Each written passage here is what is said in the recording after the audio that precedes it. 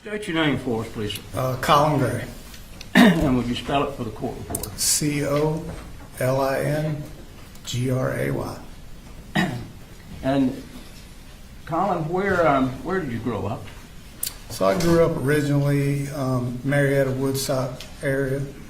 Spent most of my youth, middle teenage, high school years there. I guess early 20s, mid 20s or so, moved out to Barrow. And when did you end up meeting Marcee? So I met Marcee, I would say 2008, after the stock market crashed, 08, 09, construction basically came to a halt. I was offered a job at Lund International and met her there. All right. And what kind of work were you doing when you met her? So my entire career has been in construction as a construction superintendent. During my time at Lund, I was a director of facilities at Lund when I met Marcee. All right. And I think we heard that she was an engineer, is that correct? She was an engineer there, yes, sir. And did you and Marcee have children? We did. We had 3. Colt was the first child born. Jenny Reen was our second, and little Coley was our third. Okay. When Colt was born, where were you living? So we were living on Beach Creek Circle in Winder. Okay. And how long did you reside in Winder?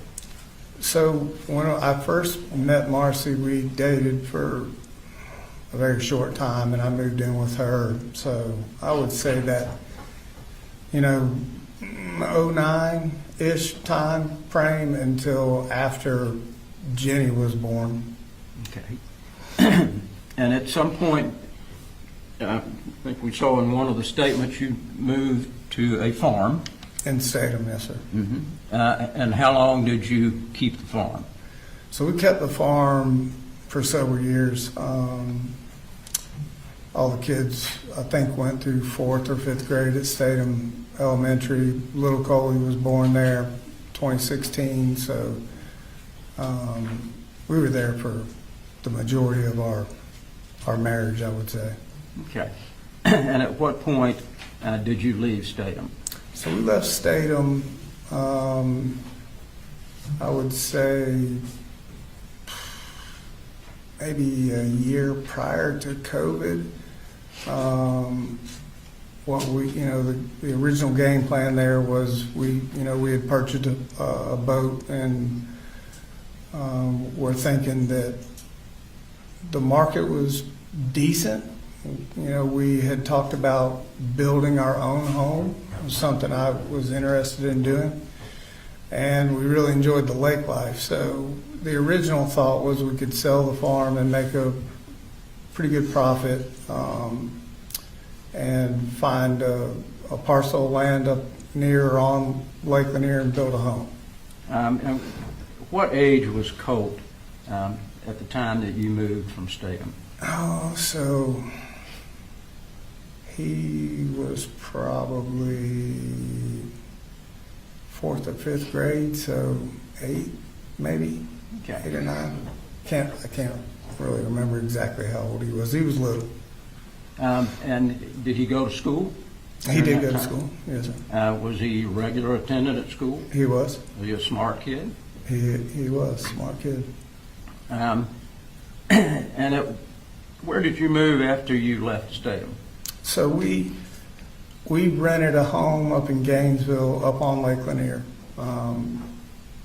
We wanted to have a place that was on the lake if possible, and it came with a boat dock, so we could just keep the boat there. And really, the kids enjoyed the boat, skiing and tubing and fishing and playing all the time. So that was a big deal to us, and we were able to find a home in Gainesville and move there. Okay. At some point during your working career, we heard on the video that you broke your back. So Right, so that would be '07, late '06, '07. I ruptured my L5 disc, which required a surgery, a back surgery. It's called a laminectomy, and had that surgery, and I would say '09, maybe 10, 11 months later, re-ruptured the disc and had to go back in for a second back surgery. Okay. And did they put you on pain medication for that? I had been taking pain meds really after that second surgery, just to kind of get me through that surgery. The second one was a little more painful. They were, I'm not a doctor here, but they did take a piece of my vertebrae out of my spine and kind of pack it behind the disc to kind of help it from rupturing or popping out, or herniating is what he was more worried about. And so I was taking pain medicine all the way up until my third spine surgery, which is a fusion, I think was in 2017. And at some point, did you get hooked on those pain pills? So I don't know if hooked is the right word, more of a fear of the pain. It took a lot to do what I did every day at work, 10 to 12 hours a day, walking multiple flights of stairs. So it entailed anywhere from 5 to 8 miles of walking a day. So the pain medication would help for sure. But even then, at some point, it was a combination of, I really wasn't a fan of taking medication or anything like that because the responsibility that I had at work.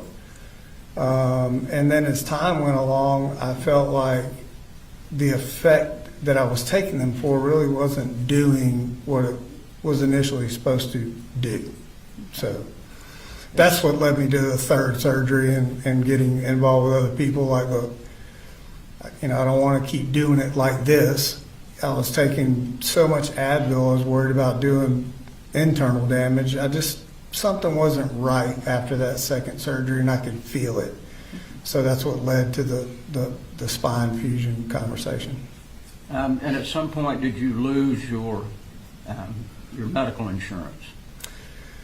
So I lost my medical insurance when I changed jobs. So I had finished a relatively big project downtown, and a couple of the guys that were with the company I was working for decided they were going to start their own general contracting business and wanted me to come along with them and mentor, kind of general superintendent type of thing, and bring on talent and just help him build his company into what it was. So there was a lag of insurance in between those job changes.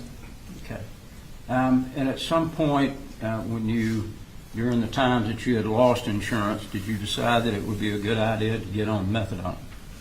So I did, because I didn't have insurance, and I had been taking the pain meds regularly for a while, and then as I tried to scale back myself, I realized it was like, the withdrawal from taking pain meds for that long, I really never even considered what would happen just stopping. So there were several times where I was very sick, and so had some friends that had done the same thing, went through this program, and said, hey, listen, there's a place in Auburn, Georgia, that they use methadone the same way. And I'm like, I know what methadone is for. I said, I'm not a heroin addict. That's what, I always related that word to. So I met with them and said, listen, I'm confused on what this is and how this works. And so I was advised at that time that This was a synthetic type of drug, and that there was not the euphoria, if you will, that came from taking regular pain meds, but it helped tolerate the pain, which was what I was actually looking for, but more importantly, it kept you clear, and it subsided 90% of the withdrawal that your body was going through. So I thought, this is kind of everything in one package here. So did not have medical insurance, and they offered the program where I could pay out of pocket to them. Okay. At what point did you move down to Fitzgerald? So we moved to Fitzgerald. I'd started this company with these gentlemen, and I think we were on our second project or so, and we started hearing whisperings of COVID, and nobody really knew what that was, and I certainly didn't. And as it went along, construction industry is very funny. It doesn't take much to throw it into people into, I wouldn't say a panic mode, but a more reserved mode, and spending millions of dollars to either build a brand new building or refurbish the one that they have. So work started to slow down, and I've been in it my whole life. Guys in the company, I could see it coming. So that's when I started having conversations initially with Marcee of a couple of different things. Like, I can see what's coming. Marcee wasn't working at the time. Like, I could see the slowdown coming. I knew this because we were finishing a project, and typically in my role, when I get to about 3/4 of the way done with one project, I'm already working on the next project coming down the road and staffing and all that sort of thing. Well, there were none of those conversations going on. We didn't have anything on the books. As a company, we had not bid any projects. So I could see was it going to be a full stop? No, but it was going to be a slowdown enough to where it would be detrimental. So combination of that and still dealing with a lot of pain, I approached Marcee and said, look, I think that this thing is going to kind of slow down to the point where work is not going to be readily available. What do you think about going down to Fitzgerald?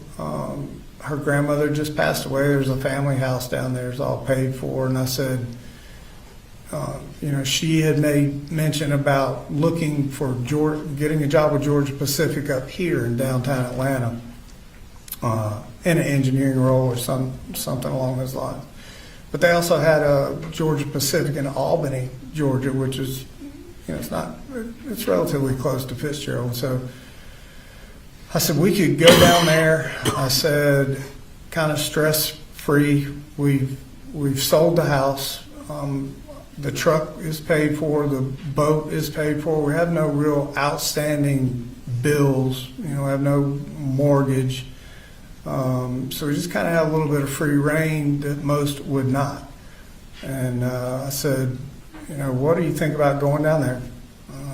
I'll just take 5 for a minute and just try to make sure I can heal, because initial x-rays, if you look at them, my bracket, the way it's screwed into my spine, is not perpendicular. It is off a little bit, and at certain movements it does hurt. And I said, I can take a little bit of time here and try to heal, just kind of take it easy. I could kind of reconnect with my kids more than I had been over the past few years, because work for me was intensive. So I couldn't be there for the kids growing up like I would like to. And I said, you can do your Georgia Pacific thing. And, I really wanted the kids to kind of see this South Georgia life. I spent my whole life down there deer hunting, and it's just a different, I think at one point I made the comment that the clock moves 10 minutes slower down there. So I wanted my kids to experience that, that way of life down there. And so we moved down there through COVID, and as it turned out, COVID hit and everything had stopped. So it was a good decision to go. How old was Colt when you were there in Fitzgerald? So I think Colt would have been maybe he was sixth grade. Is when he started down there. So 10, 11, somewhere in that range. Okay. Did he have any problems in sixth grade? So originally in sixth grade, I was the stay-at-home dad, which was a cool thing for me. So I would take the kids to school in the morning and pick them up in the afternoon. And Colt was making friends, had some buddies that, he hung out with, and, we would talk about those sort of things. And he was in Little League football down there, so we were at practice most nights. He was doing good for all I could tell. Was there a time when he apparently got behind a firewall and looked up how to kill your dad? Did you know anything about that initially? So I found out months after that had happened. I was never contacted by the school or SROs or anything like that. And Marcee never brought it to my attention for months after that had happened. I think we were actually on the way to football practice one afternoon, and she brought it up. And did she explain to you why he did that? She didn't. She just told me how the school had found out that he was doing that or had done that, and that's all that she had said about that. Okay. Were you concerned about it? Oh, I was concerned. Went immediately to Colt. I think we were sitting on the football field after practice, and I'm like, I need to understand this. So the conversation I had with him was his little clique of buddies that he had. He said they were all kind of venting, and one or another were upset with what their dad was doing or not letting them do. And that one of his friends had made mention of not necessarily killing his dad. I think he was like, one day when I get older, I'm going to show my dad kind of who's boss sort of thing.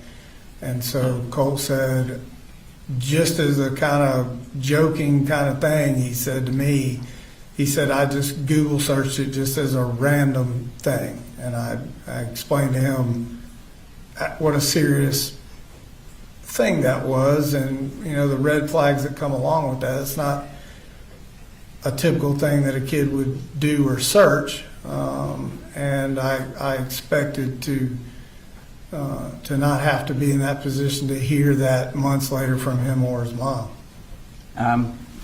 How old was he when that happened? Was he 11 or 12, or do you? So he was 11, and she was in sixth grade, I think. I want to say the reason I'm going at 10, 11 age is because when he was 12, I think that's when 12, 13-ish is when we went deer hunting for the first time up in Jefferson. So that would have been his age. Based on his search, did you ever know whether a counselor at school ever talked with him about that? No, I was not made aware of any counselor talking to him. Okay. Did you always feel like that you and Colt had a pretty good relationship from the standpoint of discussing things? Yeah, I always tried to create that kind of environment for him. I think at one point during all of this, people heard about the bubble. It's a thing that I kind of created with my children at a young age to give them the opportunity, and it may have very well stemmed from this incident that I didn't really care what they did. I just needed to understand what they were thinking when they got into the bubble, and they could talk freely about what happened, and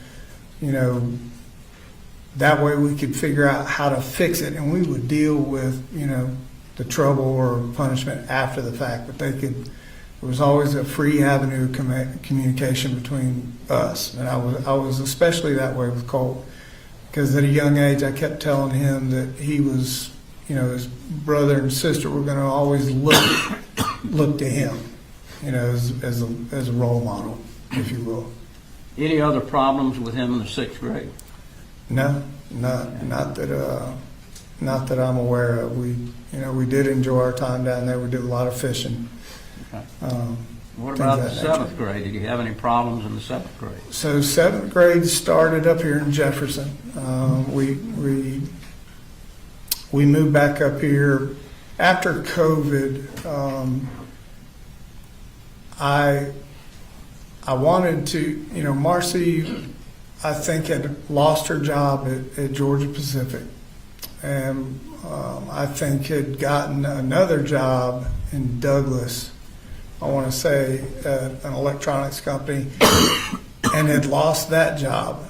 And so I started to think, okay, she was starting to show a little erratic behavior, what have you. And so I had reached out back up to Atlanta to see, COVID was not over, but it was winding down, if you will, to gauge where the industry was construction-wise and was things picking back up. So I made that call, and I had several offers, within a short period of time. And so I accepted an offer.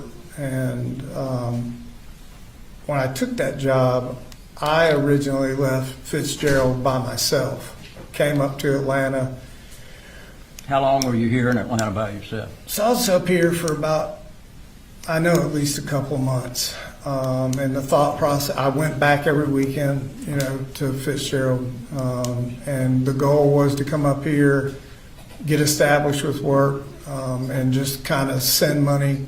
She just put it in the bank. We didn't have anything really to pay for, thinking that at some point here, which we ended up doing, was we would all move back up to Atlanta, and we would have, enough money maybe to get rental properties and just kind of start over in Atlanta. Okay. And at what point did you and Marcee kind of split? So that would be about the time Colt, in that 7th grade time frame. Colt originally started 7th grade, was really going well. But at home, I was working quite a lot. I'd actually had a job offer after the job I came up to Atlanta for, making more money. And so being the single income, like, okay, $20,000, $30,000 more a year made a difference for us. So I took that job. And Marcee at this point was not working and was not getting out of bed. I think we've heard the shape that she was in. I would come home from work and just, it's not a good thing. I thought that it was something more than the drinking, just because of the scabs on her arms. And so Colt and I would have conversations about that. And so it wasn't the smoothest in our house at that time frame, early 7th grade for him. So What about at school? Did you have So- problems at school? at school, about midway through it, he had came home from school one day and expressed that there were several kids bullying him. Originally, it was just kind of a mocking type thing. Colt's not, he was a real quiet kid. He was just super shy, is the best way I can put it, and the story that I got from Colt was it started with him eating lunch by himself. There was a group of 2 or 3 boys and a couple of girls at his school that would mock him. And from that point on, it was a kind of a difficult time for Colt through 7th grade, in school and on the bus rides home. Did you move at some point during the 7th grade? So I believe that we finished 7th grade, and I tried to make sure that I believe that he finished 7th grade. and I was getting close to coming to the end of the lease that I had in Jefferson. So working with my landlord, who Marcee and my landlord at that time were constantly having a riff with the neighbor next door. And I had told her, I said, listen, the call I got from my landlord originally that decided we had to move, she called me one day at work and said, I have called DFAX on your wife, and you need to come home or I'm going to tell DFAX to take the kids. And I remember this as being a Saturday, and so I asked her what had happened, and she said there was a confrontation between her, the neighbor, and whatnot. So when I got home, I met with the landlord, and she said, this is what I'm going to tell you. I have no issue with you or your children, but Marcee can no longer stay on the property. So she has to move out of the house. Where did y'all go from there?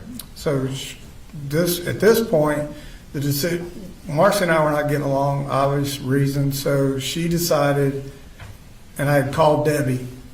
So Debbie came up, took Marcee, Jenny, and Coley back down to Fitzgerald, and Colt decided he wanted to stay with me, finish out school, let's get through this lease, and then, just him and I kind of live together, sort of thing. Okay.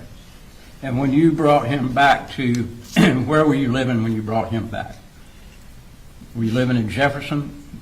Well, so Colt and I never left, so we were living in Jefferson. Okay. Right. And how old was he when you were living in Jefferson? So Colt would have been 12 going on 13. Okay. And when you were living in Jefferson, did you and Colt get along? Did y'all have any fights? Did he act up any at all? No, we were, that was a time frame where I enjoyed really being with him. I had a little more one-on-one time with him. The bullying and everything, he could see I was up at that school talking with everybody on what to do, how to do it, getting him the counseling and everything, dealing with the principals, and just talking to the educators about where he was. What alternatives could we do for Colt to not put him around that type of thing? Could he just do his schoolwork up in the admin part, and not have to worry about that stress? So he appreciated that.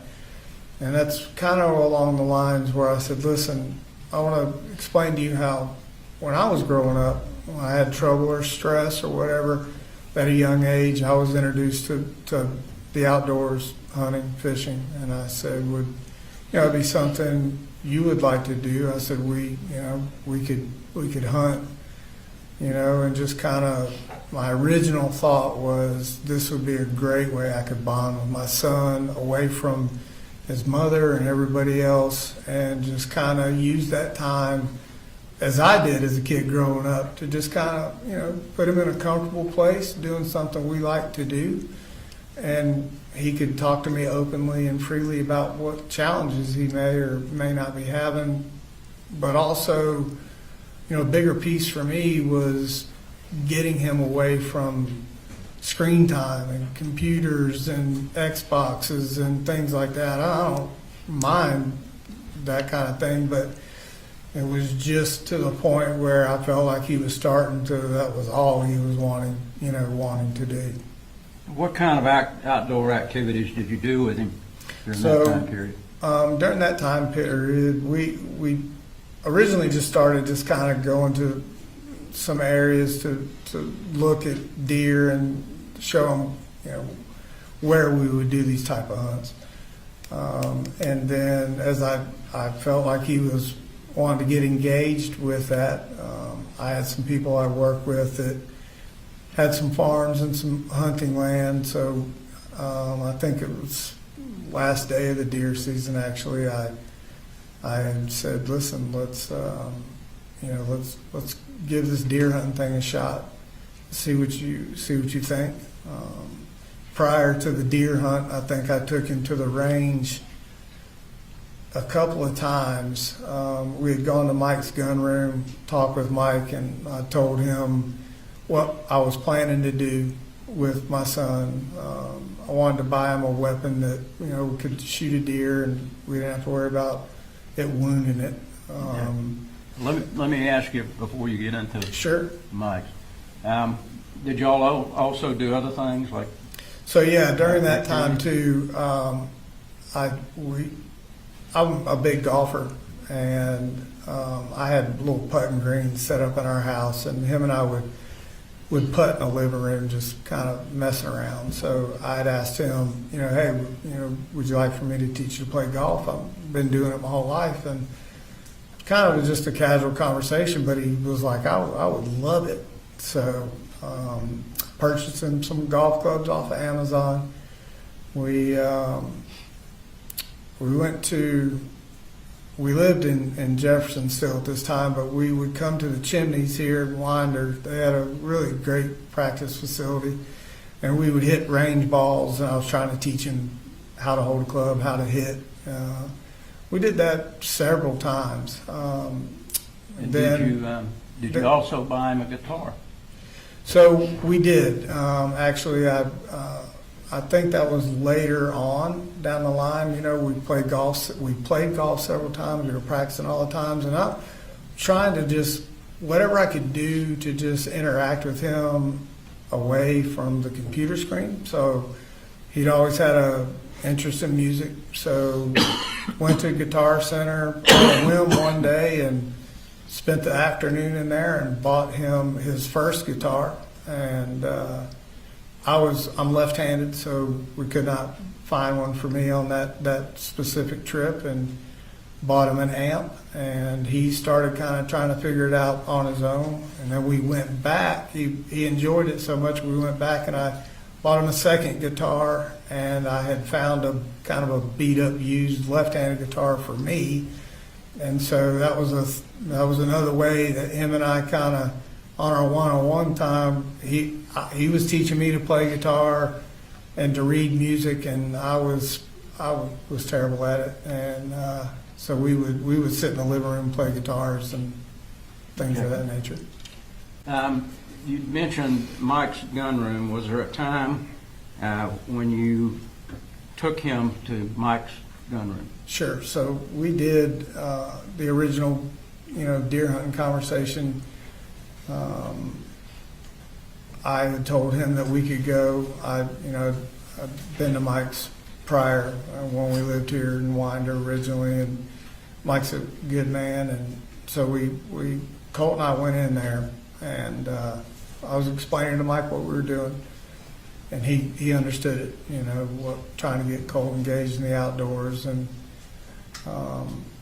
so kind of just going through the guns and explaining what all the rifles were. And Colt had seen me through the years shoot deer rifles on our farm in Statham, and him being a little bit little at that time, you know, he would see they were big, they were loud, and they kicked, you know, so he didn't want that.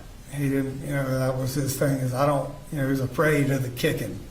And I said, they're not all built like that. I said, so we'll go and talk with Mike. So we went in there and talked with Mike, and I explained to him what we were doing. And so Colt, through the gaming and Call of Duty and all the things the kids are into nowadays, a lot of the weapons when you go into a gun store are what I call an AR platform. Everything from shotguns to little plinksters all look like ARs. In fact, the first gun I ever had Colt shoot was a little 22 on the farm that I had that looked like a gaming AR that they play with on Call of Duty. So my thought process was I will do whatever I have to do to get Colt interested in the outdoors. So he liked the way the AR platform looked. And Mike was like, okay, I have the Bushmaster with 450, look like the AR that we've all talked about here over the last couple of weeks.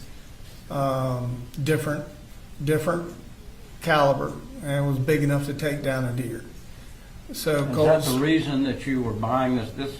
Some people look at this weapon, it's a pretty ominous looking weapon, sure. and some people say, well, that doesn't look like a deer rifle, but is Right. that what it So was? the weapon in question that we're talking about here was a different weapon than the original one I bought him. Even the deer rifle, the Bushmaster I used, it looked just like the Sig that we've been talking about here. And that's just the way a lot of the guns and weapons nowadays are. You still have the old style bolt action kind of things, but a lot of the weapons now have gone to what they call an AR kind of platform. You may shoot a different caliber, but the way the gun looks is relatively the same. And he was interested in the way that looked. He thought it was cool. He's like, oh, I play this on Call of Duty. I shoot this type of gun. So, Now, this Bushmaster that you bought, yep. is that the one that we saw on the photograph that they showed yesterday at the gun range? No, it was not. Okay. That was the Sig. That was the Sig? Yes, sir. Okay. So the one that you purchased first for him to use was the Bushmaster? Yes, that was the very first gun that I actually purchased it before Christmas, and had, it was specifically for our hunt. It wasn't, he wasn't old enough to own the gun, which we had talked through at Mike's. He watched me fill out the paperwork, and I'm like, you got to be 18. Went through this whole thing, so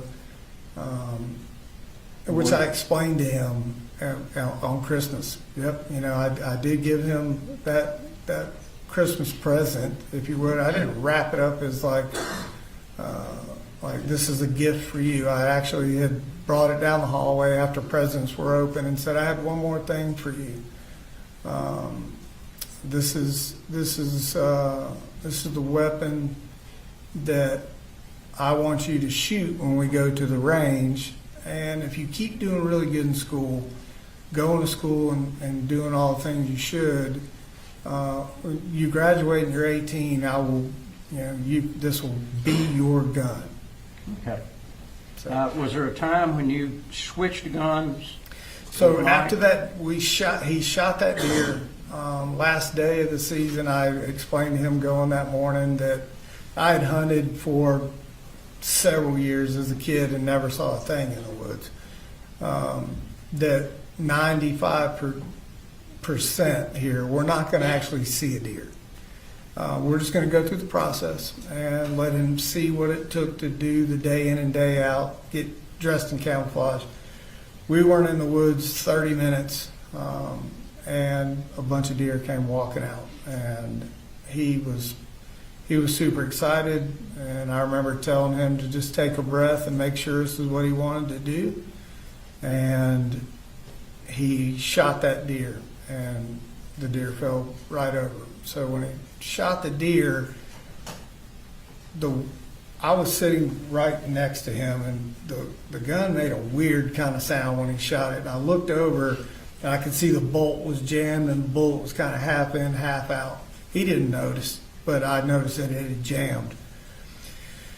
So after that, he said it made a weird sound and kind of a flash, driving home. He was like, it kind of scared me after I shot the deer. And I said, okay. I did not get the bullet dislodged from that gun. So got home, we sat down, took it all apart, got the bullet out. I think we went to the range sometime after that, cleaned the gun, let him shoot it again, and it jammed again on the range. So at that point, we went back to Mike's, and I explained to Mike, hey, it worked.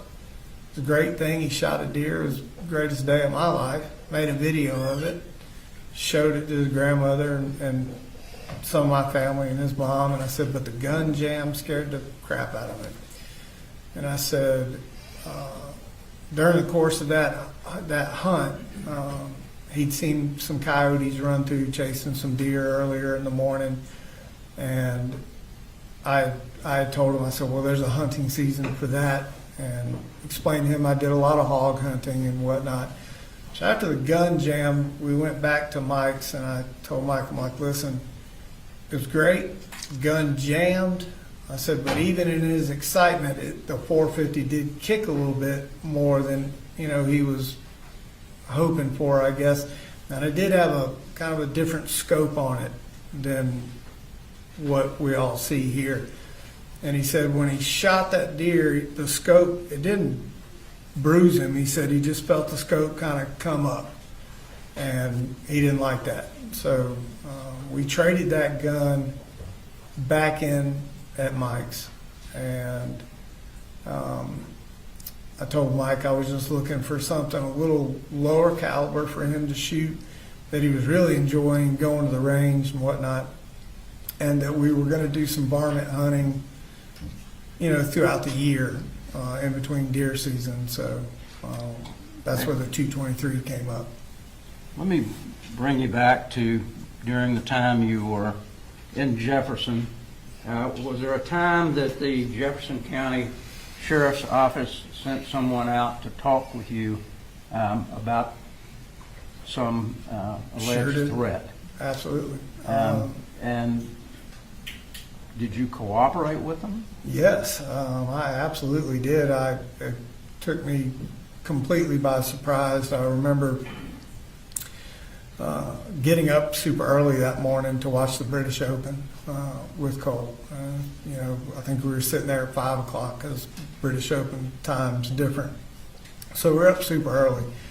And midday, I think we watched part of the golf tournament. I fell back asleep, actually, and got a knock on the door. Two Jackson County sheriffs at the door. Did they tell you what they wanted? Sure. They asked me if Colt was there, and I told them he was. Did you ask Colt to come out? Yeah, I went back into the room, and said, hey, listen, the sheriff's department's here.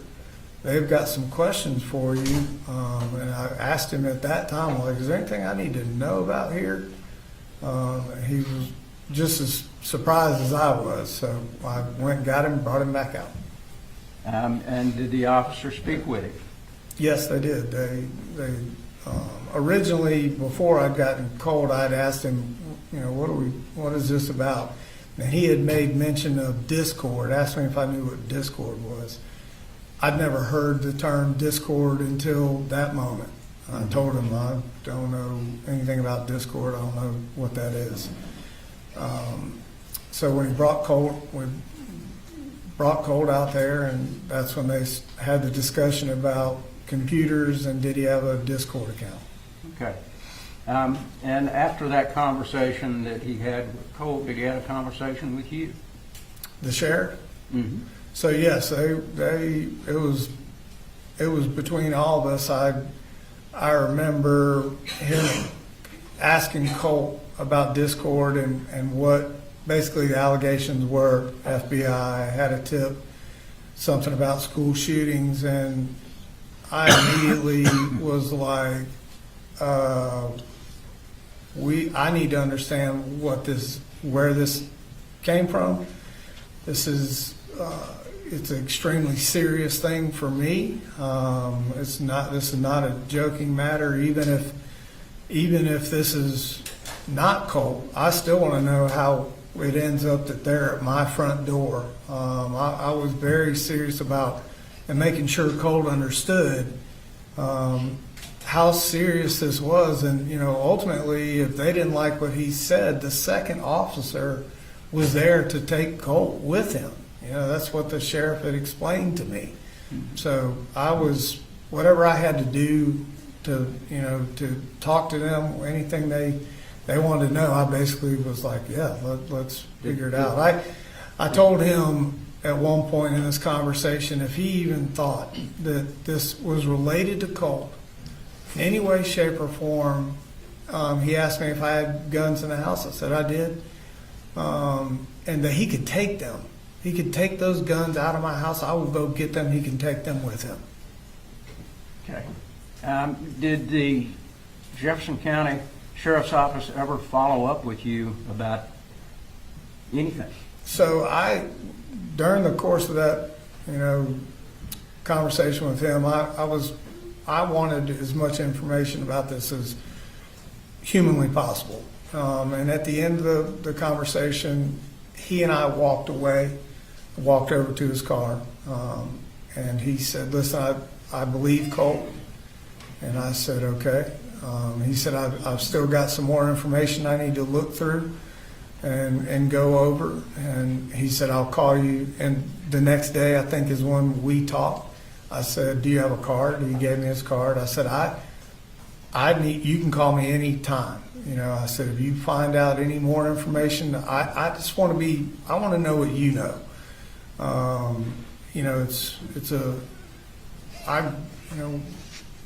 It was important to me right then to know what was happening. And he assured me that he would. So we talked the next day, actually, early that morning, I think it was. And he said that, "Hey, listen, I've gone through some more of my investigation."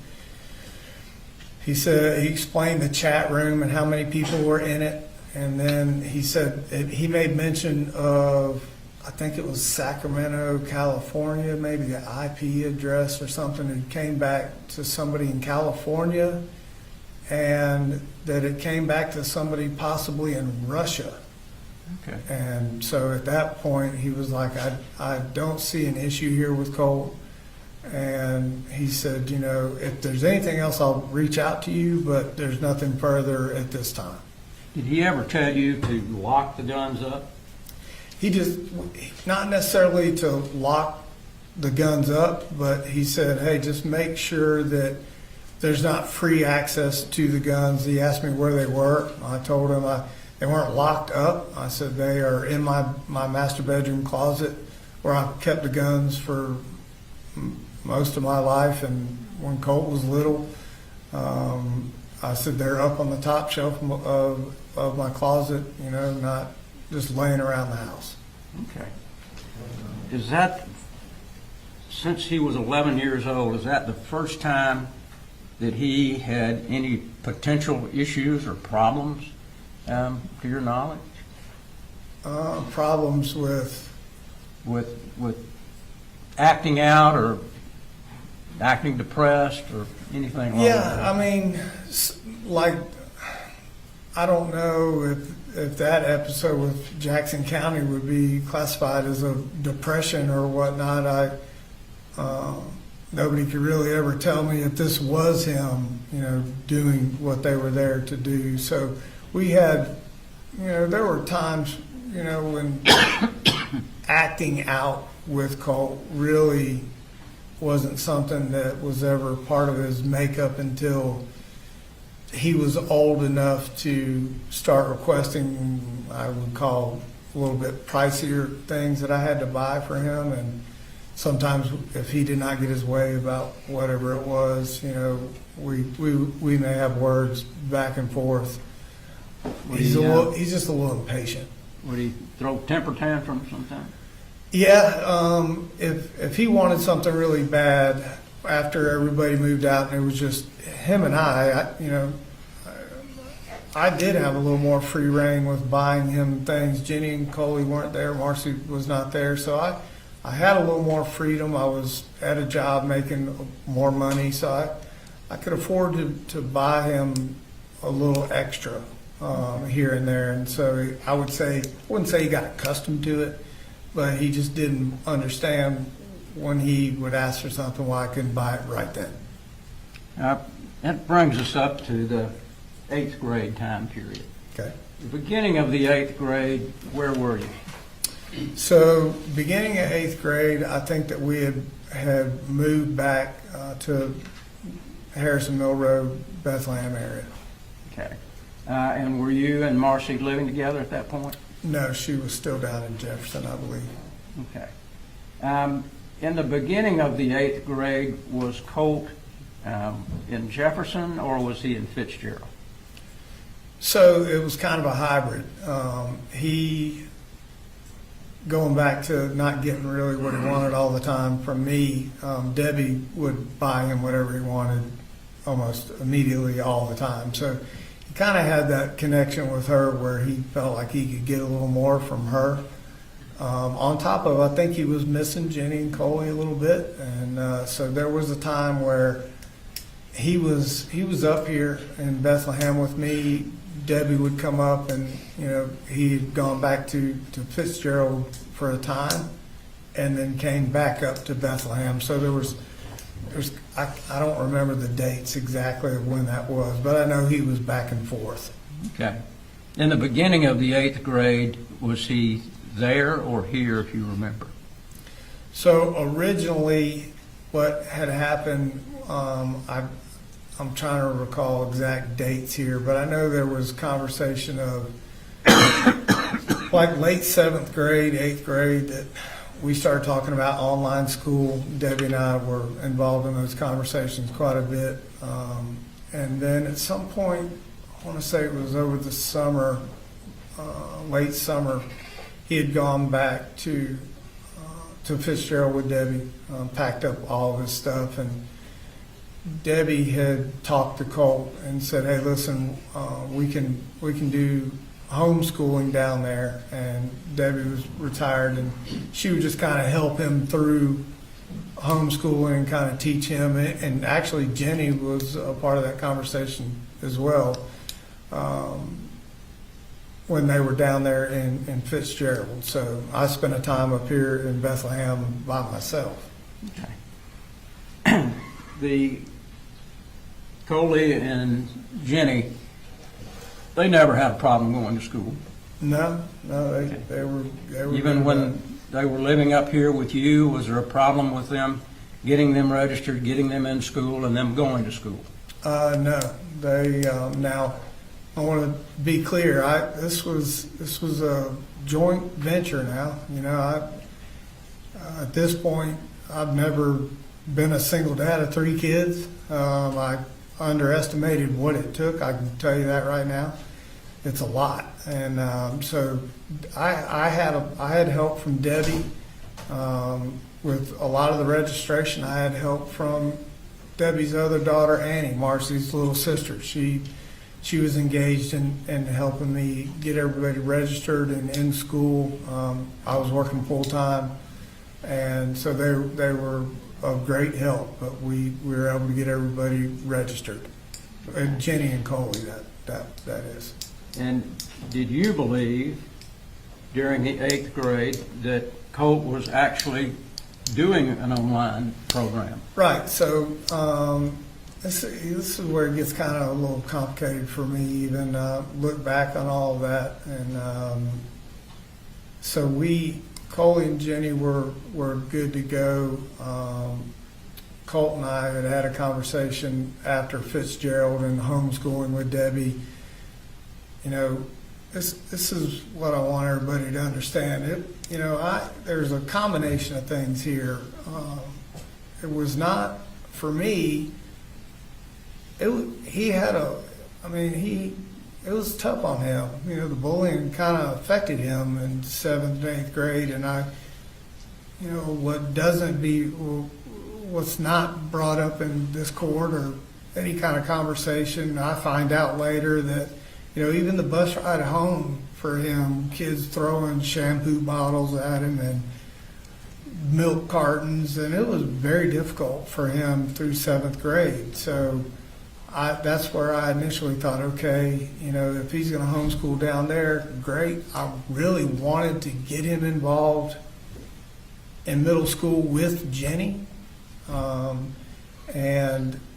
we started down the conversation of online school here in Bethlehem. So he was open to that idea. I had talked to Jenny. I'm like, listen, I'm offering this to your brother. Would you like to do it? She ultimately chose to go to school. And it was at that time I was working with Debbie on, like, let's just do it. It was simple down in Ben Hill.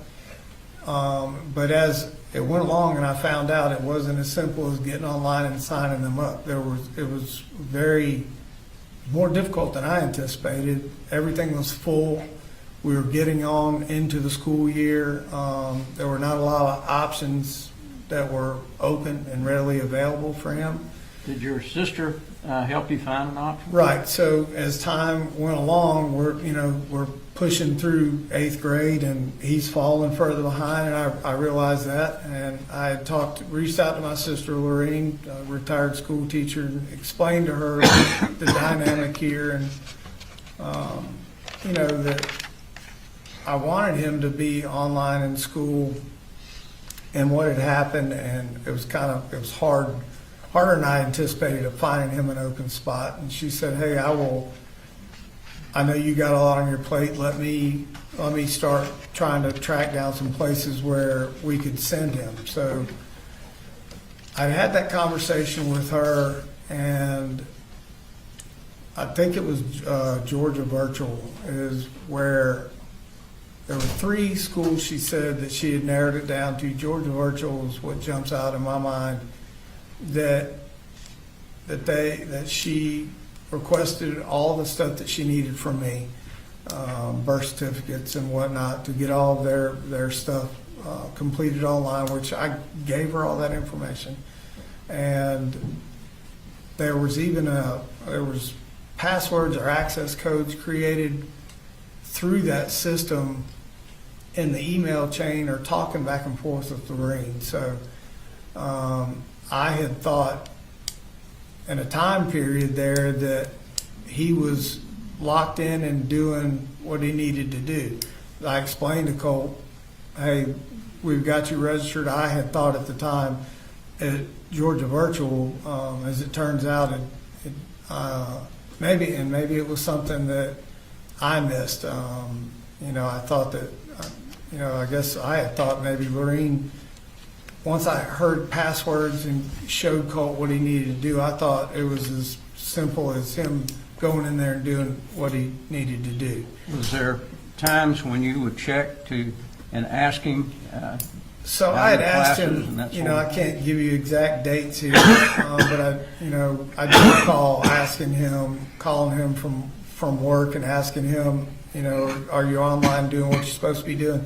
I remember him having a conversation with me about an algebra class, and when I got home from work, he was showing me a page of what he was working on. So I never, verified.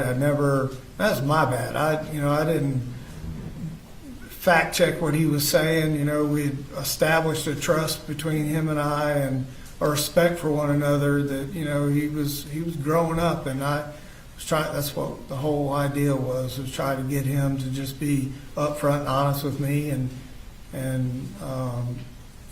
moving forward to high school in the back of my mind is what I was thinking. But also, as this time frame was moving along, we were getting further and further behind, and I knew that. And I got to a point in 8th grade where it's like, man, I don't know if he can catch up, right? So I had a conversation with Colt originally and said, "Listen," Colt and I were at dinner one night, and I said, "What would you think about taking the 8th grade over again?" And I had a two-prong attack there on that. I didn't think that he was far enough ahead in 8th grade, and I didn't want him to come out of the gates behind in high school.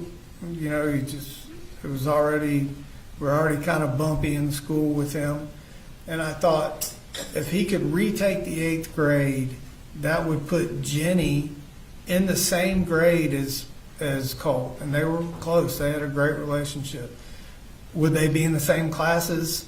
Maybe, I don't know, but they would be in the same school, with the ultimate goal that they could kind of confide in one another, get through school together. And a bigger piece was, if they went through 8th grade together, they would go into high school together, and they would make that 4-year journey together through high school. That was my train of thought, right? It was never that, I don't give a damn if he goes to 8th grade. That's not what happened here. It was very, very fluid kind of thing, trying to make sure I was And listen, could I have done better? Yes, I could have done better. I could have done more. I see that now. But the overall goal here was just get him in a comfort zone place. And it got to that point where I thought, okay, well, I had to retake a grade. This would be great. If he could just go take the 8th grade again with Jenny, they could help each other and they could move through high school together. So that was the thought process. All right. Now, was there a time that Colt went down to Fitzgerald to stay with his mother where he got into an altercation with her? Yes. So that would be that summer time frame. I don't have the dates here in front of me. I just know that Debbie, and this was the time frame when Debbie came up and they took his computer, packed up a bunch of his stuff, and he went down there to stay. He was kind of missing Jenny and wanting to hang out with Mamu. And so Mamu had called me. There was actually 2 that I know of. This is the only 2 that I was ever made aware of. The first one was Debbie had called me and said that Marcee had slapped Colt across the face really hard. They were arguing. I don't know what about it, was not there. She just said it was an ugly argument. And I never hit my kids. There's multiple reasons for that. So Debbie said that DFAX was called. I didn't know if she had called or who had called. Ultimately, I find out that it was Annie that had called DFAX in the first episode of the slap, right? So I had talked to Colt and said, listen, you okay? What happened? He said, we just had a knockdown, drag out kind of argument. Mama was drinking and just, she just slapped me. And I said, and Mamu was there. She was standing right there. I was like, okay, that was the first episode. The second one, I don't think. Did he ever tell you in that first episode that he broke a window on a door? He hadn't broken the window or done the damage that we've heard about in court here yet. I believe my time frame was all of that happened after the second episode with Marcee, and it was of all things over chicken nuggets. And what Debbie had called me again and said that she didn't get Colt the right order from McDonald's. And I guess Colt smart alecked her about, you didn't get me the right stuff or whatever. And Debbie said, and Marcee lost it. Her words were, she attacked Colt, and she said, just started hitting on Colt a lot, hitting him wherever she could hit him. And that I had talked to Colt about that. He said she hit me in the face, she hit me and I said, over chicken nuggets. He's like, Dad, I could smell alcohol on her. She's screaming, just out of control kind of stuff. And I said, okay, do you want me to come get you? And she was like, no, I'm going to go. He said, I'm going to stay with Mamu, which when the kids and everybody went down there, they weren't, I know we heard that they were living with her. Now, little Coley did stay with her, but Jenny and Colt, when they went to Fitzgerald, they stayed with Debbie, in their house. That was their place. So I asked him, do you want me to come get you? He said, no, I'm just going to go back to Mamu's and just stay away from her.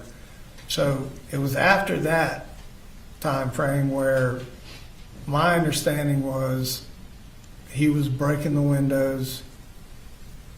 I didn't know about the couch thing until after I went down there to pick him up, and I received a call one day at work from him, middle of the day, and he was in tears. And I'm like, what is wrong? He said he had another falling out with his mother, he said, I slammed the door and broke the window, and it escalated from there. He didn't tell me about him cutting up the couch, or, it's kind of unclear who really did that. One says the other wasn't down there. He said, I just need you to come get me right now. And I said, well, where are you?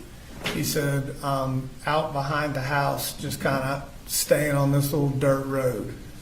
And I said, well, it's going to be 4.5 hours before I can get there, but I'll come get you. He said, Papa Charlie, which is Debbie's husband, he said, Papa Charlie called the police on me.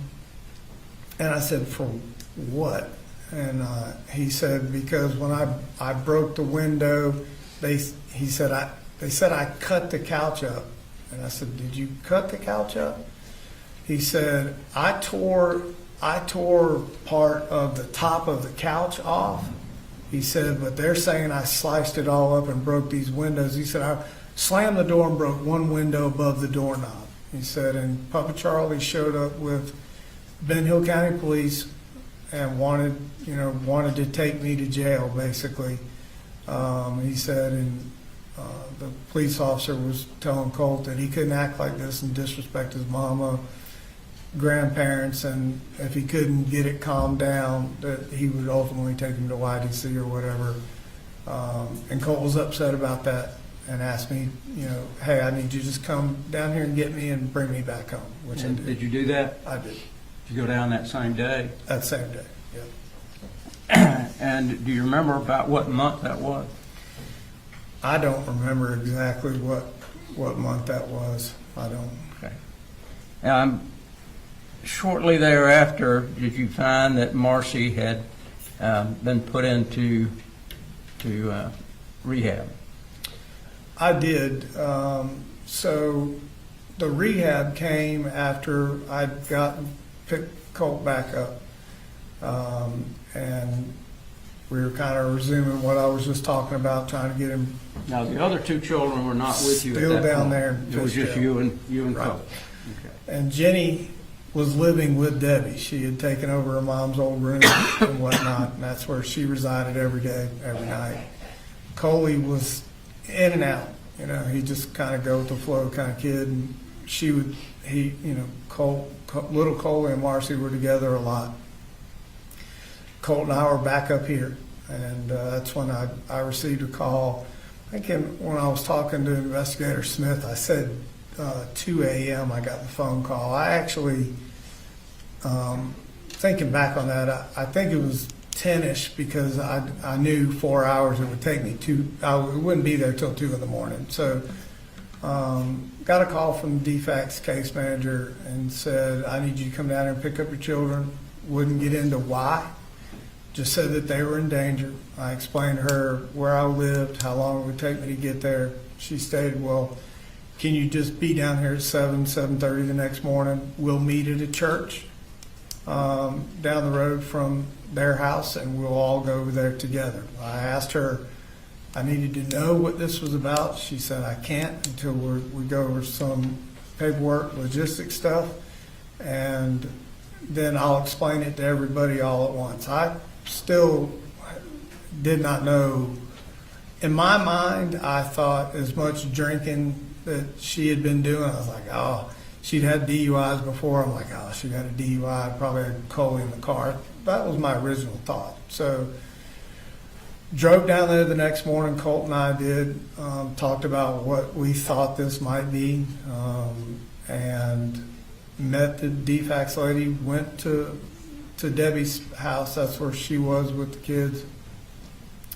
Knocked on the door, went in, we all sat down. The kids were in bedrooms, so they weren't a part of the conversation. Actually find out later that Colt and Jenny had cracked the bedroom door and were listening to the whole conversation. And she said, listen, she said there had been a call made to DFACS, and I find out later that it was Annie, the little sister that had called DFACS, made a complaint that she was driving drunk or acting recklessly with little Coley in the car, something along the lines of to where they needed to hair follicle test her. And so she's reading off the timeline of when they did the hair follicle test. I didn't even know that took place. Apparently it took place a week or so, maybe two, before I got the call from DFACS that night. And she went through the whole process of we hair follicle tested you, and here are the results. Okay. And at that point, you took the other two children with you? Correct. She stated that I was to take all the children back, that Marcee could have visitation as long as it was supervised. And at that point, I asked by who. I wasn't sure if it was DFACS. She said, no, you will be the one supervising, and you are the one that says when she can come and when she can't come. She cannot just show up. This has to be agreed upon time and whatnot, so I took the kids back. Were you prepared to have three children No. at that point? No, I said this in passing to so many people. I hear people talk about single moms and whatnot and all the things they go through. And as a dad, I was fortunate enough just to get up and go to work. And, you think as what I'm doing, like that's the hardest thing in the world is get up and go to work, as much as I was working. It paled in comparison to what a single parent has to go through with one kid, let alone three. So I underestimated the effort and everything that it took to just keep everything afloat with three kids, let alone all the ins and outs and things that happen with kids every single day. It was a lot more than I could ever imagine that it being, and I underestimated that greatly. Now, was there a time when Marcee called you and threatened to kill you and Colt? So, yeah. So that day, I originally got a call from Annie, the little sister, and I believe I was cooking breakfast or dinner.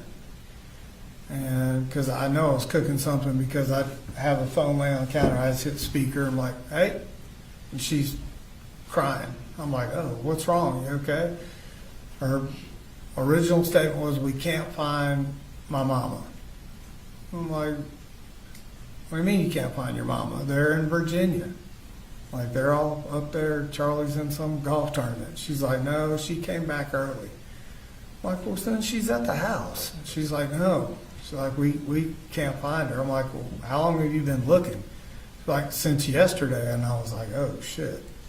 I'm like, okay, have you called the police or anything? Like, is something wrong? I'm like, in my mind, I'm thinking, God, I hope nothing happened to her medically, like heart attack or something. She's like, I've got the neighbor going over to beat on the door. Mary Beth is their neighbor, whatever they grew up with. And if she doesn't answer, she's just going to go in the house. And I'm like, well, call me back. Let me know if they find her, So Colt was like, what do you mean they can't, find her? I was like, I don't know, buddy. I said, you just heard everything I heard. Now, were the other two children with you at this point?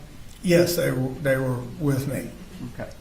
So she calls back sometime later, I don't know exactly the time frame, and says, Mary Beth is in the house, and they found my mom. They found Mamu. I'm like, okay, great. Is she okay? She's like, no. I'm like, okay, well, what do you mean no? Is she in the hospital? What's going on? She said, no. She said Marcee had taped her to the chair in their office.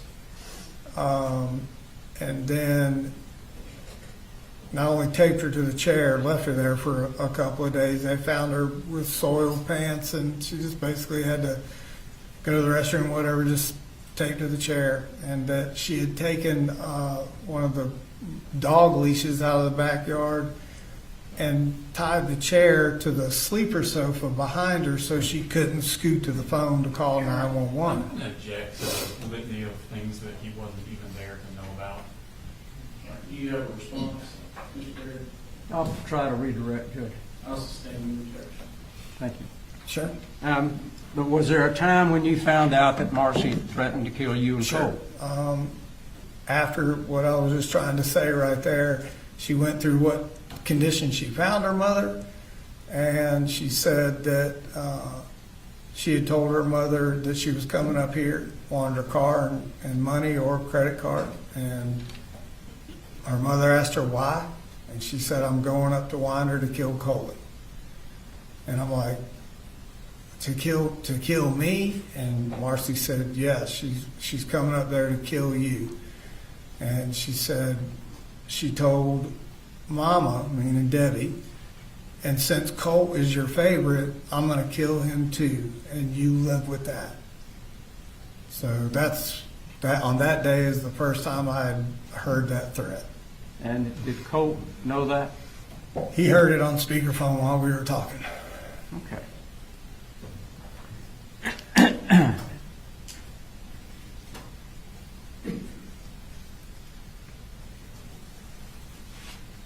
Now, Debbie went to jail for a few months. Was there any contact that you had with Debbie during that time? Not Marcee. Debbie, I'm sorry. Marcee. Marcee, Had gone to jail. Was there any contact that you had with her when she was in custody? Right, so originally, I did not.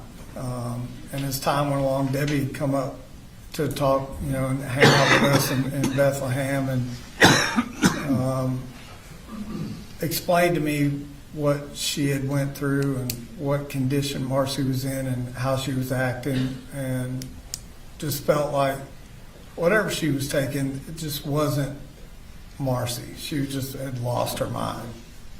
That was her statement, I believe.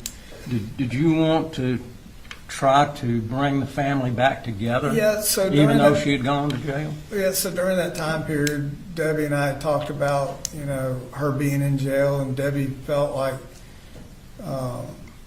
felt bad that all that had happened, and that, maybe somewhere along the line she could have seen Marcee, acting and doing the things she was doing while she was down there. I wouldn't say felt bad for her being in jail, but just kind of a little down because her daughter was locked up. My kids were obviously upset. Colt and Jenny had talked about it. I'm not really sure how little Coley got brought into that conversation, but generally known in our house that she was in jail. I tried to keep the super negative stuff away from little Coley, just because he's obviously too young to understand. And I thought, man, I just hate that all this happened for her. And the kids were like, well, we're going to lose our mom kind of thing. And at some point, I just was like, I don't want my kids to think that I'm just going to walk away from their mom. She's the mother of my children. And I didn't condone, obviously, what she did or anything like that. But I thought I could use the time and Marcee reached out, I think, through the jail kind of connection thing. And I think she called me the first time and had apologized for everything. Said, she was, I think her comment was, I took a whole bunch of painkillers and I was high on meth. And I just was not myself. And I would never do the things I told my mom I was going to do. Just. Now, during that time period, you had all three kids. Yeah. Were there times when you and Colt would have problems? So after that event right there, we, I wouldn't say we were having problems, but it was more along the lines of Colt. Colt was a good kid. He wasn't very patient with things, and if he wanted something and I didn't buy it right away, he didn't understand. Having the three kids and just, we've heard throughout this trial about how much money I make, and we never really talked about all the things I had to try to cover. And when it was just Colt and I, I could go and go buy a guitar for him and it'd be okay. I want to talk about, It just got to the point where I would have to explain to him why I couldn't spend $15 on a game he wanted to buy, and it would frustrate him. So we would have disagreements about that. you told the officer in one of the interviews that he would bull rush you. Yep. What would bring on that bull rush or him rushing at you? What would bring that on? Okay. So there were 3 times that I can remember that we, the bull rushing happened. And again, I would never hit Colt or any of them. So I remember the first one was him and Jenny had gotten into an argument. First, it was just kind of kidding around. And somewhere along the line, I was talking to Debbie in the kitchen that day, and they, brother and sister, were picking on each other. It kind of escalated, and Jenny took off down the hallway, and Colt chased her down there, and he tripped and slammed his head into the door, the linen door, knocked a hole in that door. And then he got up and he was trying to pick the lock and kind of damaged Jenny's door. And I went down there and was like, you need to calm down. Took off after Jenny like a wild man. You're damaging this door. I have to pay for all this. This is just a rental house. And that kind of started he was already worked up kind of thing. I remember walking away down the hallway to the living room, and when I turned around, I could see him coming down the hallway, and he was just pissed. And so he kind of bull rushed me. I turned around, he kind of slammed into me, and I grabbed him and just held him up against the wall. And was to tell him, like, you need to calm down, you need to calm down. He had gotten one of his arms loose and was flailing around. He hit me on the side of the neck, hit me in the side. I got his arms together until he calmed down. I just held him in place. The second time that this had happened, we were having a discussion about he thought he needed to take the Zoloft that his mom had given him, and I disagreed with that. So we had a kind of a heated conversation about yes or no, and I told him I don't want this. We need to go see somebody. This is not like taking aspirin. This is different. He was pissed because he'd been taking it from her for, I don't know, a number of weeks, and he felt like it was helping him and whatnot. Didn't understand why I would not give it to him. So that was the second time that we had that argument. And the third time, it was about moving his bedroom into the laundry room and separating him from his computer to the laundry room. Same type of thing. He would, he never really would challenge me face to face. And in this last episode, I remember like, hey, I want you away from your computer. I just bought him, he had his computer torn apart in his bedroom, and he was pissed because I was making him move and to separate him. He wanted to stay in his little bedroom there.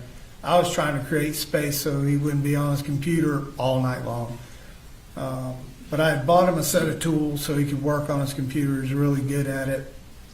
And during this argument, after I did the same thing, I could see him coming. You can see him getting worked up, and I just caught him and held him and said, you need to calm down, get him calmed down, like I'm gonna let you go. So when you calm down, we can talk about things. I walked back into the kitchen and he had gone into his bedroom, and I bought the wrong tools, as it turns out, for his computer. And when I was walking into the kitchen, I wasn't even looking at him. He had thrown a screwdriver, ricocheted off the door frame and hit me. And that was, that was the three bull rush times that I remember that we had. Now we had disagreements and we argued, here and there, about normal things. You hate to say normal when you're talking about your kids raising their voice and whatnot, but the bull rushing and fighting was not something that happened as much as has been portrayed here. If it was a disagreement, it was more kind of the yelling and screaming back and forth. Did he ever threaten to kill you? No, he never threatened to kill me. That never face to face, never heard that. None of my children, Jenny or anybody, never said, hey, nobody, Marcee, Debbie, nobody ever said, hey, Colt said he's going to kill you. Okay. Did he ever use the gun to threaten you or any of the children? Right. So, in these disagreements, this is the thing I need people to understand. The gun was a thing that him and I used to bond with, and I was very clear on the rules, right? No loaded guns in the house ever, and he abided by those rules. He respected the weapon. We didn't have them in a safe. We didn't, have locks on them as we've all seen here today. But I'm telling you that he had a healthy respect for weapons. They stayed where I told them to stay. And in the heat of the moment, whether it was arguing with me or arguing with his mom, arguing or bull rushing, he never once made a threat to me or his sisters or brother or anybody that I know of going for the gun. He never made that kind of action or movement towards a gun, made a threat, never said anything about a gun. He was pissed about other things, but that gun was understanding we had that what it was for. Now, was he allowed to have the cartridges in his room? So the magazines were typically kept in my closet. The ammunition was in there as well. We didn't have stockpiles of ammunition just piled up in the closet. Typically, what would happen we would buy ammunition if we were going to the range a few days before. We'd either shoot it all or not. Bring back the left, and I would always put it up in the closet there. My clips, magazines for the weapons were up in that closet as well. At some point, I think it was for a birthday, he had got a gift card. Debbie said, hey, I'm going to take him to Amazon to get some stuff for his gun.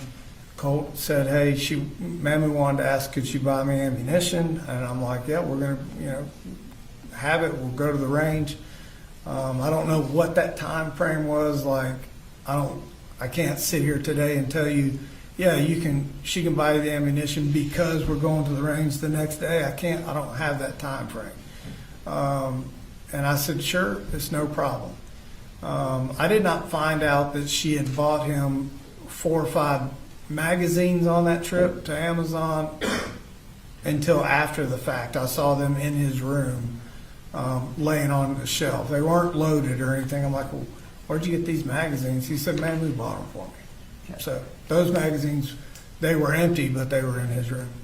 We saw yesterday a photograph of some Winchester cartridges that apparently were sitting on the shelf of the bed. I can't remember. Was that against the rule for him to do that? So the rule was guns, ammunition, unloaded guns, and ammunition. Everything stayed in the top of that closet. I did have a green ammunition box that it did not have a lock on that box. It was it was pretty difficult to open that box, but we tried to keep whatever ammo we were shooting or going to shoot, or any leftover ammo in that green ammo box. Was there ammo in that box that was to weapons that you didn't own any longer? So there, in some of those pictures, I no longer owned several of those firearms. I owned a .308 deer rifle. Didn't have that weapon anymore. I think there was a picture of a 41 mag box of ammunition. I did not own that handgun anymore. And I think there was some 45 caliber ammunition talked about. I did not own a 45 anymore. And this is consistent with the kind of the way we were all brought up with guns. I did it with Mike. I did it with Elite Pond. It was a lot of buying and trading and selling of guns and upgrading, downgrading. It was just kind of something that I've done, my whole life. So yes, there was a lot of ammunition that did not fit any weapon that I had in the house. Now, we've heard that you allowed him to have unfettered use of that weapon, that it was always in his room. Was it always in his room? So it wasn't always in his room.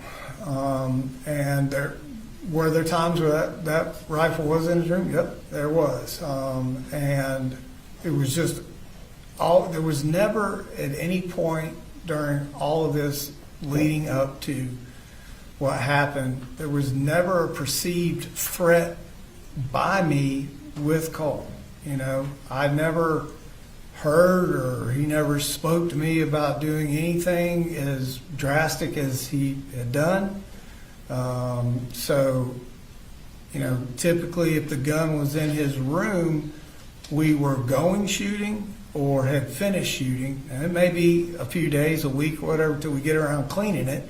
But we would always sit down in his bedroom or my bedroom or the living room floor, clean the guns, and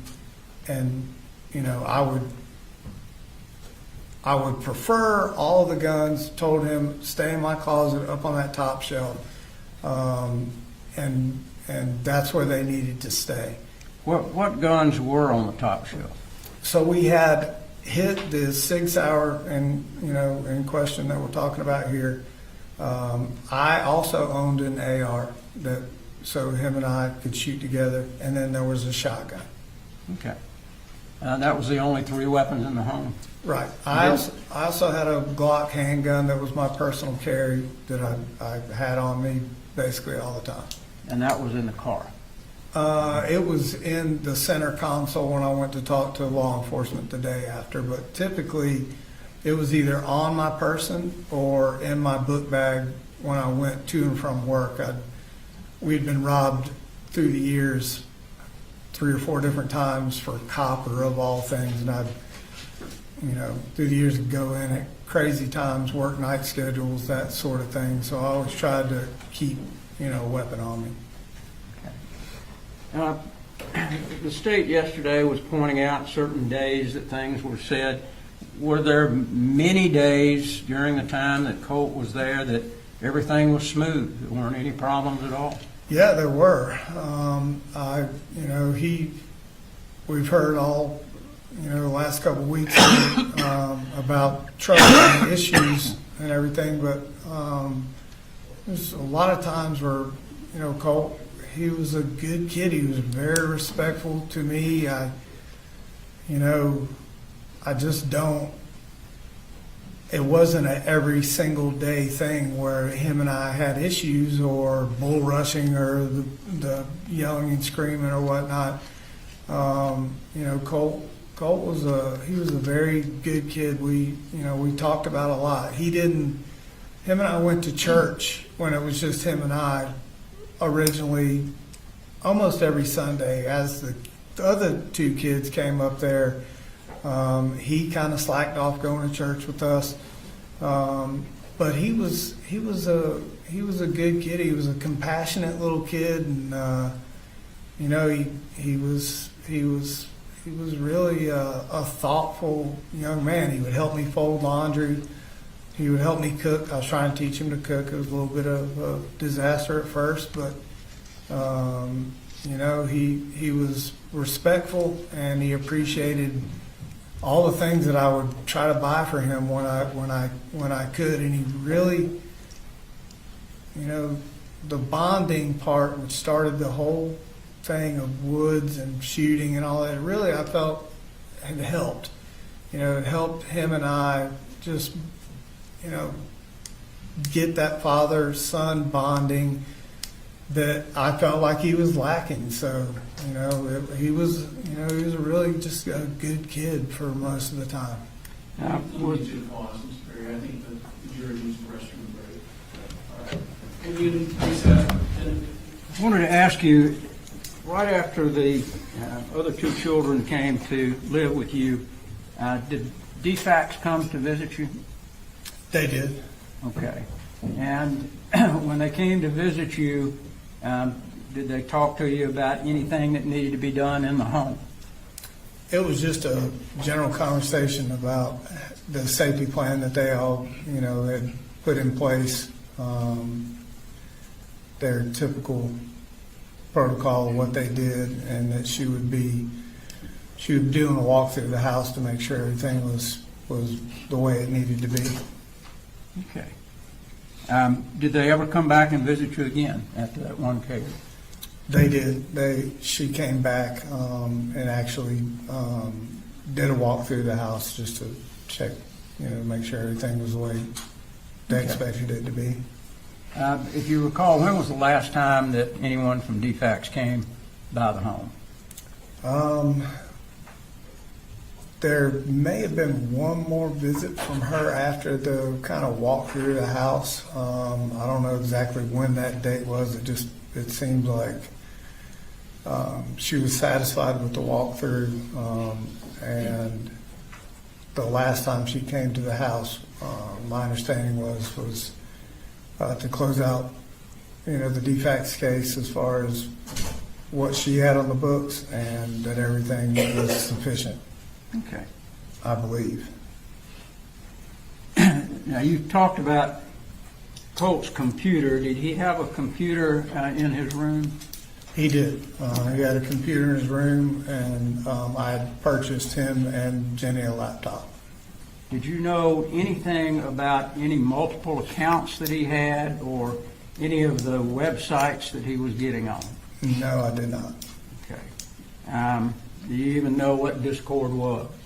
Only time I'd ever heard Discord was with Jackson County, and periodically, only thing I really knew as far as so when I say social media, he didn't have Facebook, nor did I, but Discord and YouTube. You know, if I was asking him, you know, I think it was a couple times I made him show me what he was looking at on Discord, and it was typically all about gaming.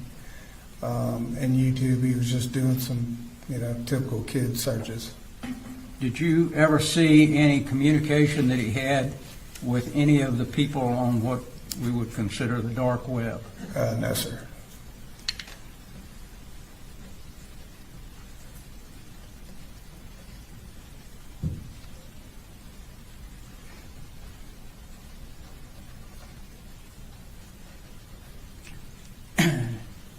During the time that you and Colt and the three kids were together, did he ever indicate to you that he wanted to hurt anybody?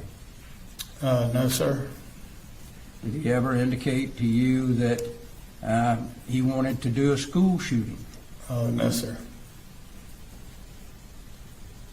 Now, was there a time when Marcee came back and stayed with you and the kids for, I won't say an extended period, but for a period of time? After I received a call from her at rehab, it said she had gotten her certain number day chip, and that Mamu and Papa Charlie said it was okay and agreed that if I wanted to come down and pick her up, that I could do so. So I did. And how long did she actually stay with you? I want to say, you know, 4 or 5 weeks, maybe something along those lines. I don't know exactly to the day, the time frame. Did Colt's mood change when Marcee came back? It did, not at first. It did at some point kind of change and become a little difficult between those two. In the beginning, not so much. I know Colt was the one, I had a conversation with about going and picking her back up, and he was all for it. I had that conversation with Jenny. Jenny was not so warm to the idea, and we just kind of really kept. Little Coley was all about his mama and wanting everybody to be together. We didn't really get into in-depth conversations, but in the beginning, Colt and her were okay. I don't know what or when it started to change, but it just became a little more argumentative, I would say. Okay. And were you doing things with the other two kids during that time period too? Were you taking them places, buying them things? I was. I tried to spread it out with everybody as best I could. Did Colt ever get angry about what you might be buying for Jenny? One particular thing that jumps into my mind is we went to the Tanger outlets to buy school clothes for everybody, and I don't know, I spent $400 or $500 in the Nike store, and I bought, instead of buying Jenny a pair of tennis shoes, I bought her 2 pair of Nike tennis shoes so she could alternate, and I think a sweatshirt, and I think I only bought Colt a Georgia sweatshirt and a purple pair of Nikes, and he didn't like them. Okay. Now, would you say that during that time period, did you do telephone calls or text primarily With during that time period? Marcee or the kids? With everybody. So we text a lot. In the beginning, I was not a texter. I'm more of a pick up the phone kind of guy. Our marriage was based on texts. And, it was just a quicker way for me to communicate with the kids during my day. So I would say the majority was texting. Okay. And when Marcee was there, did there ever come a time where there became a problem between she and Colt? It did. Like I said in the beginning, wasn't nothing really than just kind of disagreements, kind of a little bickering here and there, what have you. And then I want to say somewhere along the line, they had a disagreement. I'm trying to think. I want to say August time frame. We had all that going on, trying to get people in school and whatnot, and they did have, initially, they had a bad day, if you want to call it. They argued for most of the day, and then the second day after that, they had a kind of a serious altercation. Okay. We saw a text message from Colt, I think yesterday, about blood on your hand, that's your fault, and that kind of stuff. Yes, sir. What was that in relation to? So, the way that I had taken it, and I think Colt and I talked about this afterwards, was there was a disagreement initially about him going to school, and I was siding with his mama like this is what we needed to do kind of thing, and he didn't agree with me taking sides kind of thing, and he always kind of held that card about Marcee going, saying she's going to kill him and kill me. So the blood on the hands kind of comment, it was kind of in a back and forth text. I think that that argument between him and his mama, in the back of his mind, he was thinking, she's gonna do this, and when she does do this, that blood will be on your hands. Like shouldn't have sided with her. I should have always sided with him after she had made that comment.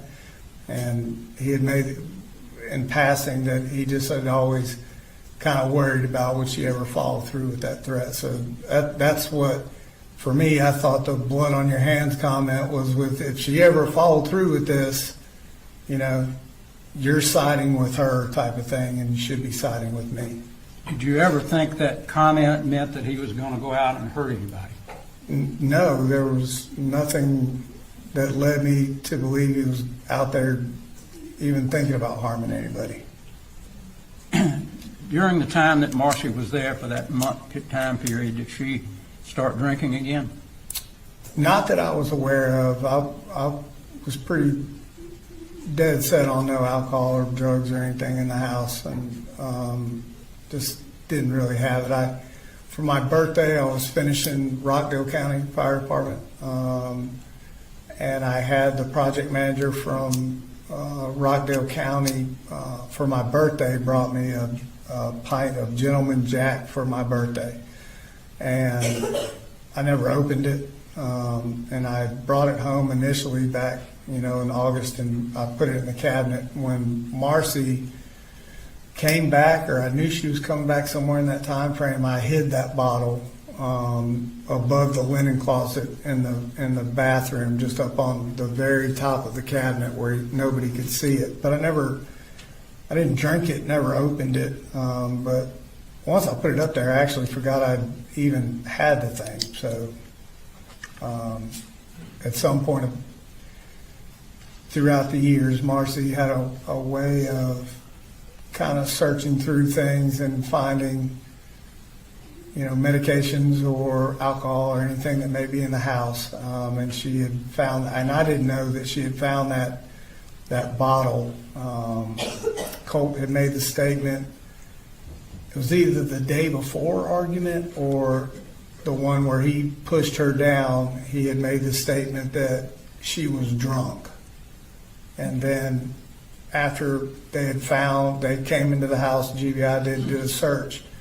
As I was walking out, I saw that empty bottle sitting up there on top of the linen closet where I'd put it. So I don't know how it got empty. I just know I had put it there and it was unopened. Did you ultimately call Debbie and ask her to come and get Marcee? I did after the altercation between Marcee and Colt. It was clear it wasn't going to get any better. And so I had called Debbie and said, listen, I think,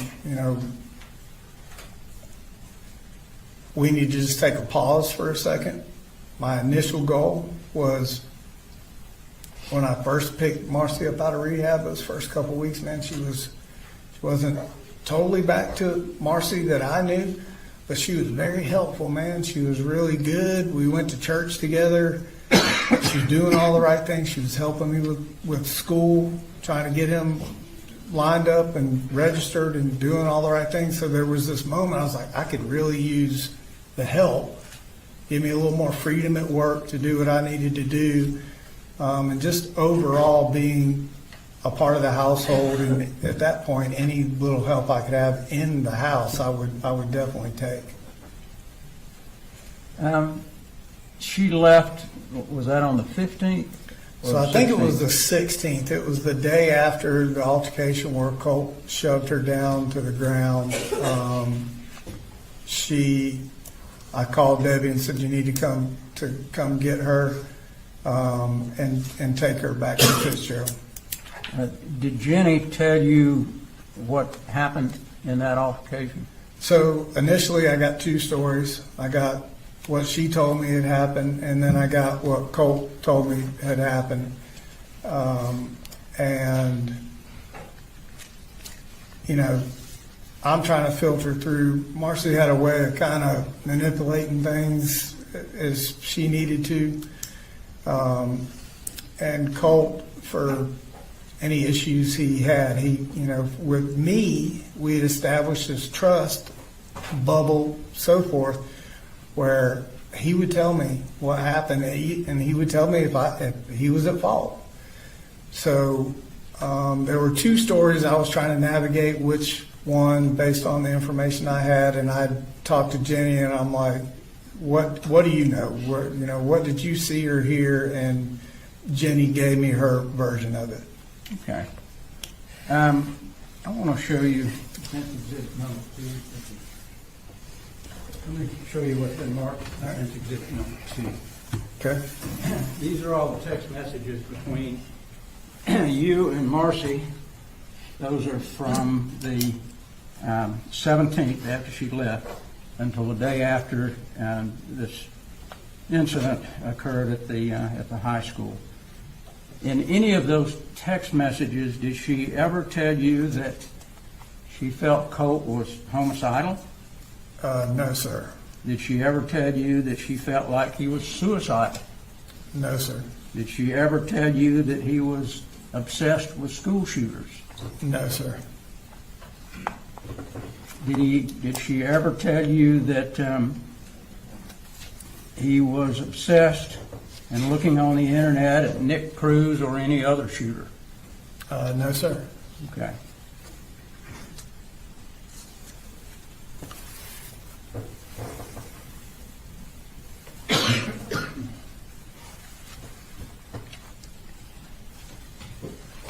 During the time that you had the children, did you try to be as positive with them as you could? Yes, I really tried to reinforce, even if it was, a bad day or things weren't going right, I always tried to find that I don't know, they used to kid me. Like, I always give them a pep talk. That was the thing. And did you text them a lot about how much you loved them and how well they were doing? Yep. Would you do that on a daily basis, every other day, or?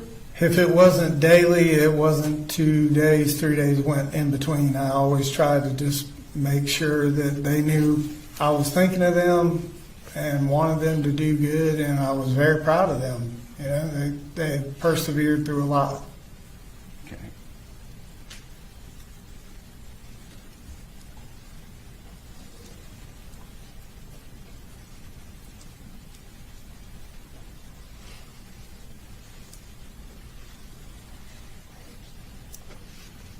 Let's talk about we'll try to get through this before lunchtime. I want to talk about when you went to the school to talk with the people at the school about getting him registered. What did you do in order to get him admitted to Apalachee High School?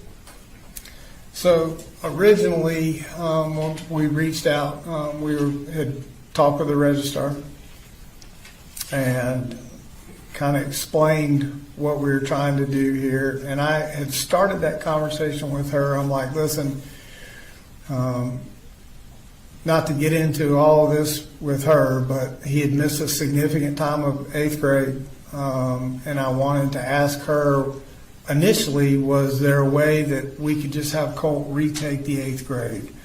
I felt it would be better for him and help him just kind of be more ready, if you will, for high school and not come out of the gates behind in 9th grade.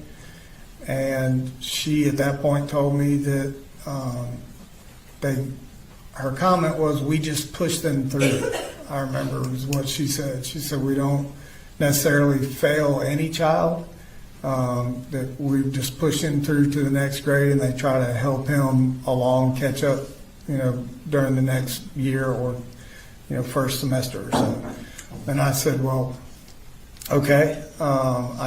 She said, well, let me do this. She said, I will work on a schedule for him that had part 8th grade curriculum in it to kind of help catch him up during that first semester and sprinkle in some 9th grade classes, kind of a hybrid of both in middle and in high school. And hopefully by the end of the first semester that he would be caught back up and be current with all the other kids in ninth grade. So that was the initial conversation with getting him registered for school. She said, this is going to take me some time to be able to build this schedule, so he's not going to start with everybody else. And I said, okay, well, when will he start? She said, you're probably looking at him starting a couple weeks later than the rest of the classes and kids. But it'd be beneficial for him to have this kind of setup of classes and schedule and have this start date based on what she was going to help me do. Okay. And is that the reason that there's a gap between the first day of school and when Colt was supposed to Correct. start? Yeah, correct. She was tailoring the schedule to help kind of catch him up from eighth and in that first semester, bring him through ninth and get started. And by the end of the first semester, he might not be right there, but he would be close. Okay.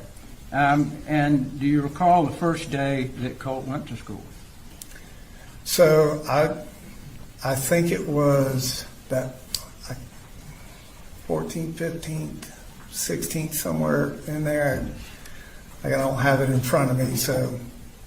All right. And Whatever the day she had said, this is it, this is the day he's starting, I want to say it's the 16th, but without it in front of me, I can't tell you that's exactly. fine if you don't remember. Yeah, that was the day. And I think we saw in text messages yesterday or heard, Colt told you that he loved it, he liked the teachers, he liked the people, and Right, so I received, a flurry of texts from him that said, I love this place, or I love this school, and I responded along the lines of, I'm happy, I'm so proud of you. He said, I love the kids here, everybody's so mature. okay. And did there come a time when you had conversations with Lisa Butler? I did. Colt and I met with Lisa Butler. I know the exact time frame there was in the beginning of school, meeting with her, and I expressed to Lisa Butler that, Colt had been through a lot of things. He had a lot of challenges, and I think in that conversation with her, I want to say I used the word he'd been diagnosed, and that was the wrong choice of words. Talking to her, what I was trying to explain to her is that there were a lot of scenarios, a lot of things that he had been through on many different levels, not, without coming out and saying that what his own mother had said about doing to him. I was kind of new at the whole being the parent, dealing with the school kind of thing, so I was kind of struggling with how to articulate that to her, all of his struggles. But we did meet, kind of went through what Colt was, how he acted, and what our hopes were for him. Did you tell her that you thought he suffered from anxiety and depression? I did. I told her that it was more stress, I believe is what I told her, and the anxiety was a fear-based, that he wasn't stand in the middle of the crowd, look at me kind of kid. He was very reserved, and that I felt like he was, we were all struggling with the comments that his mom had made. Okay. Did you ever say to Marcee that Colt was a piece of crap kid? No, sir, I don't remember saying that to Marcee. Would you ever say that to Marcee about Colt? Being a piece of crap? No, sir.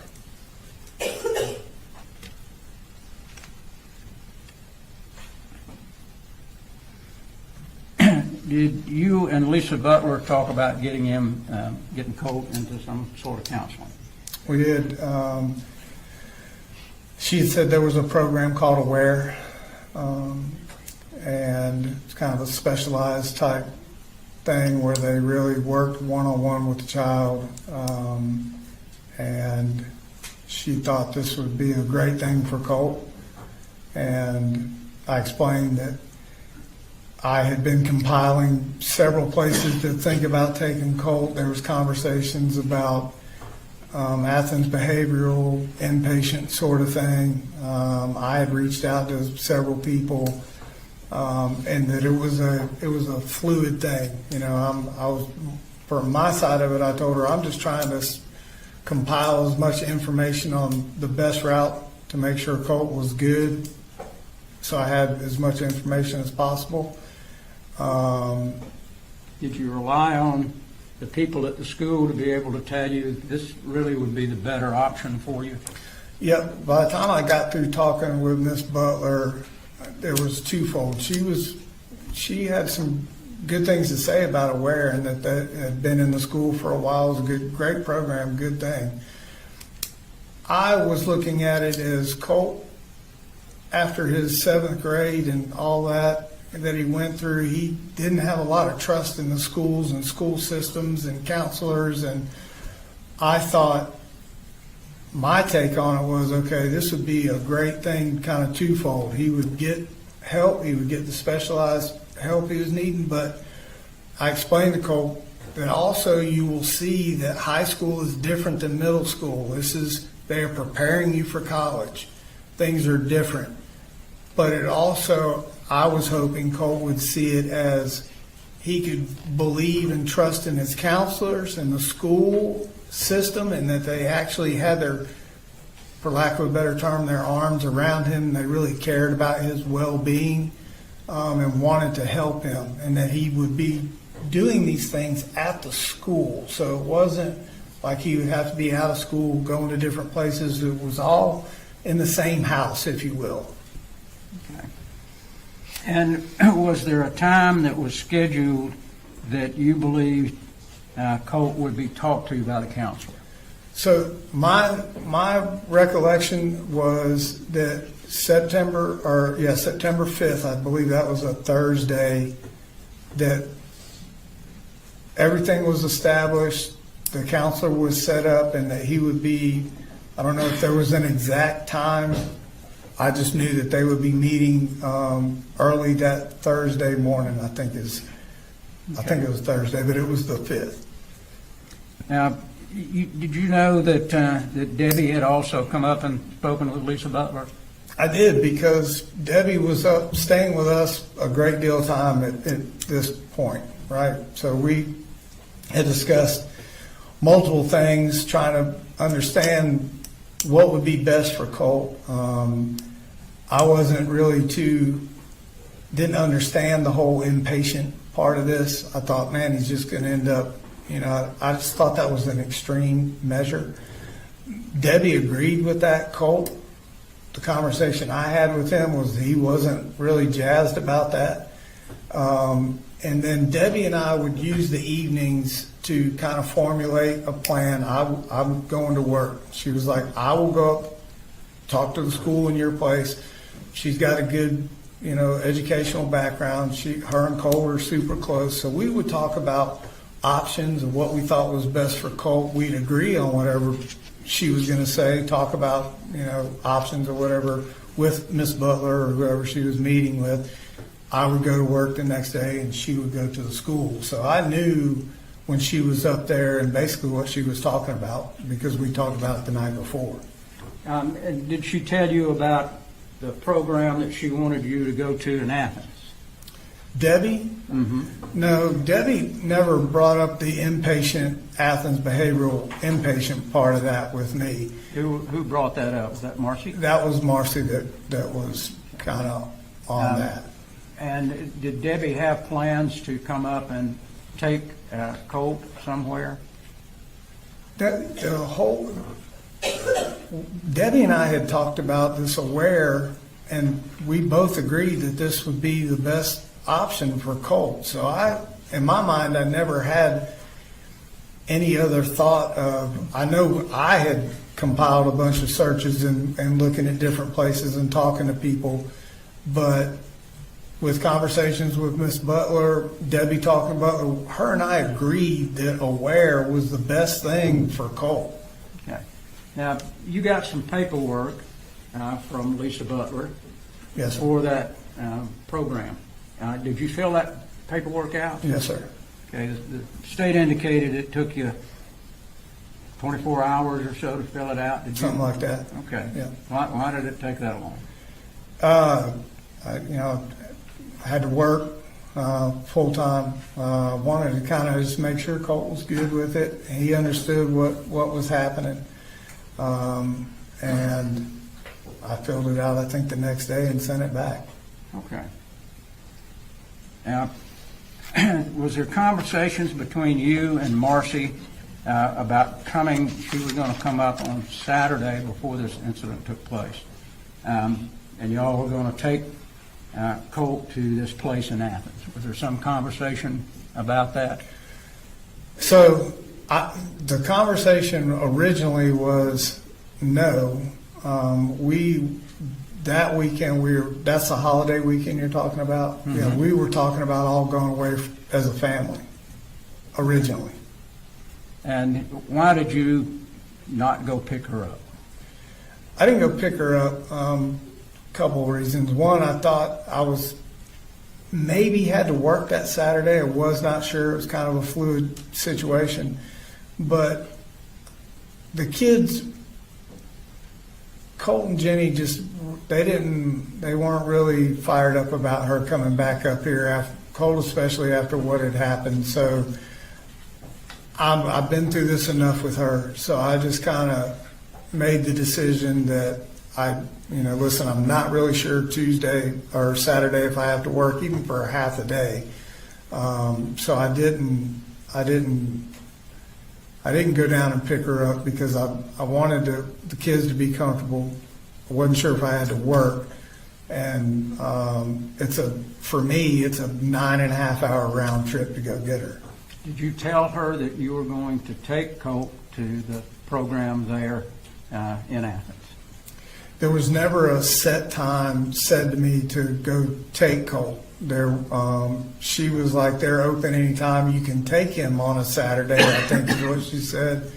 But at this point, during these conversations, we were set for a where in the school. So I had a plan in place. Okay. And I'm sure you're going to be asked, you went to Athens that day, but you didn't take him to that program. I did not. We went to Guitar Center. Okay. You went to a guitar store. Mm-hmm. And did you buy him this hat? Yeah, I bought him, I think I bought him a hat and some guitar strings. And I think I bought him a guitar cord. And it has Fender on it. What does Fender mean? So Fender is the two different type guitars I had bought him at that store.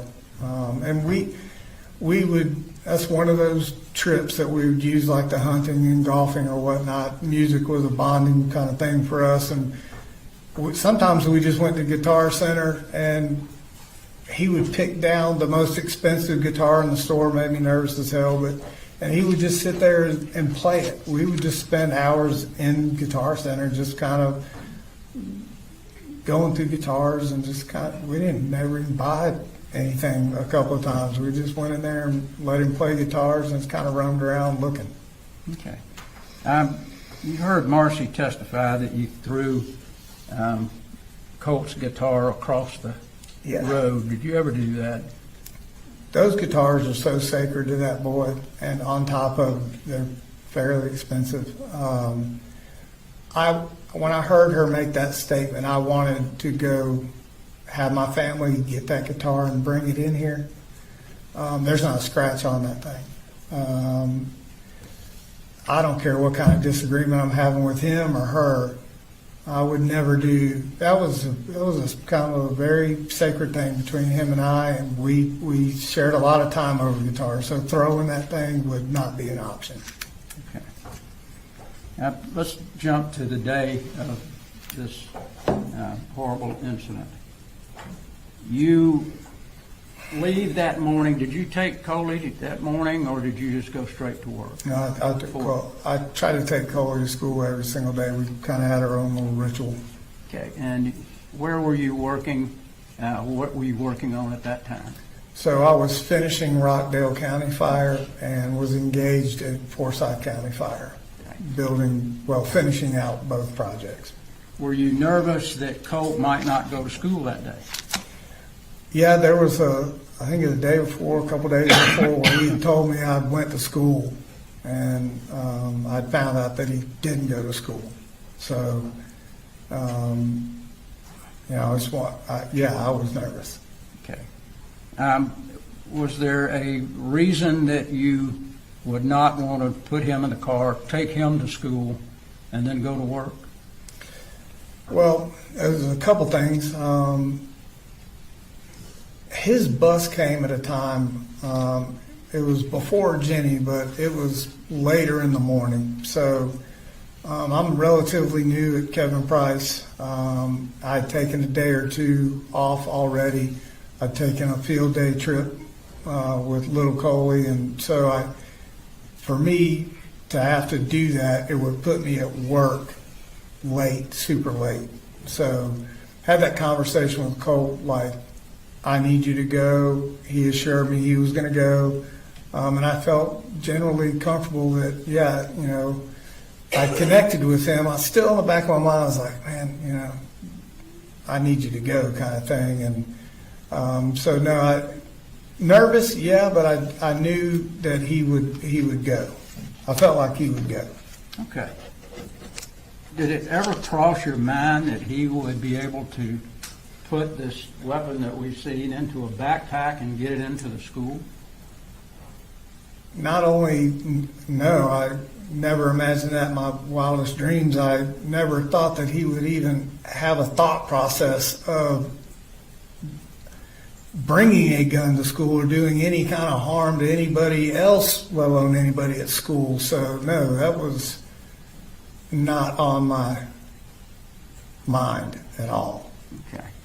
And did you know anything at all about, did he ever talk to you about any obsession that he had with school shooters? No, sir.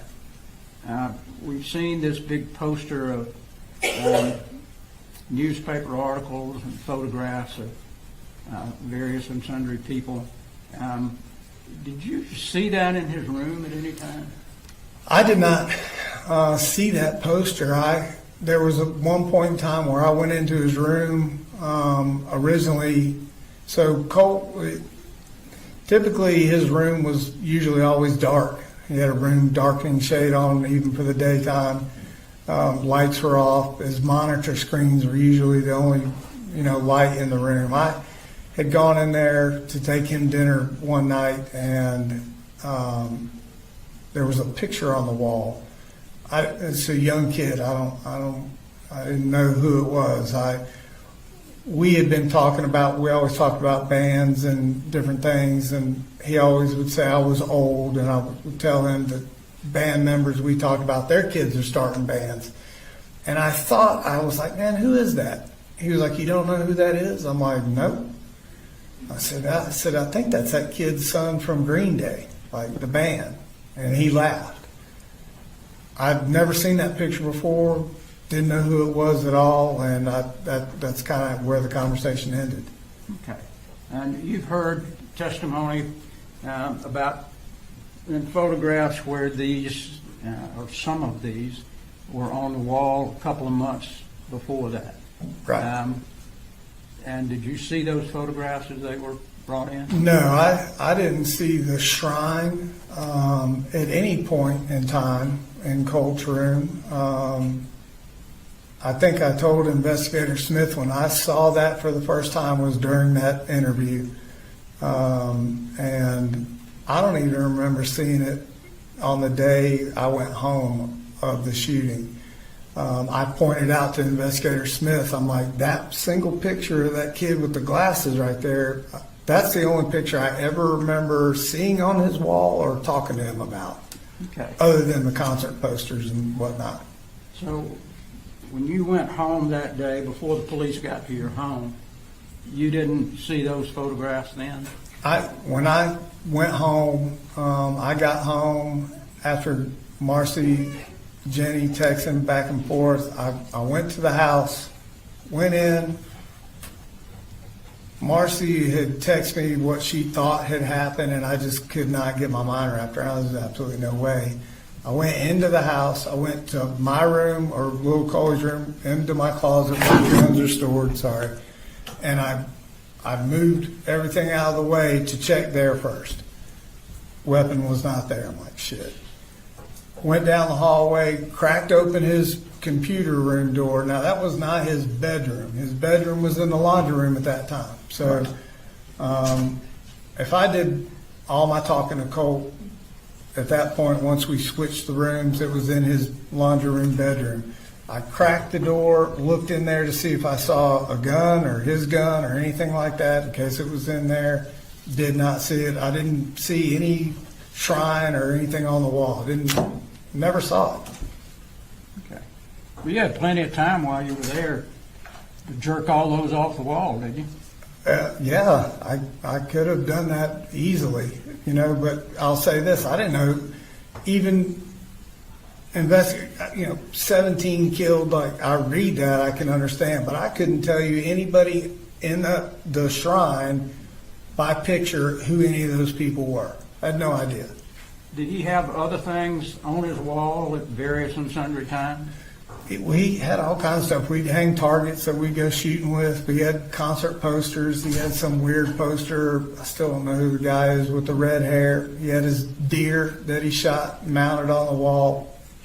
Have a flag in there at one time? He did have a flag that Jenny bought him. And I know I'm not going to go all over it's getting almost lunchtime. I'm not going to go over all the flurry of text. You've already seen those back and forth between you and Jenny and Marcee. But when you got home, did you turn the TV on? We saw the TV was on when they were Yes, so taking when I photographs. came in the door, the TV was on. And that my first few steps in the kitchen, I remember hearing that TV and I thought, see, this isn't him. He skipped school today again. My initial thought was that, man, like he didn't go to school today. I was kind of upset about that because I heard the TV. They played a clip when the officers came up, and there was something kind of unclear that they said, and then you said, I knew it. What were you talking about?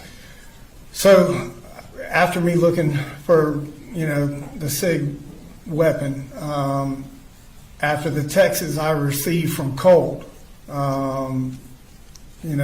this is not your fault, I'm sorry, all the things that we all saw and read.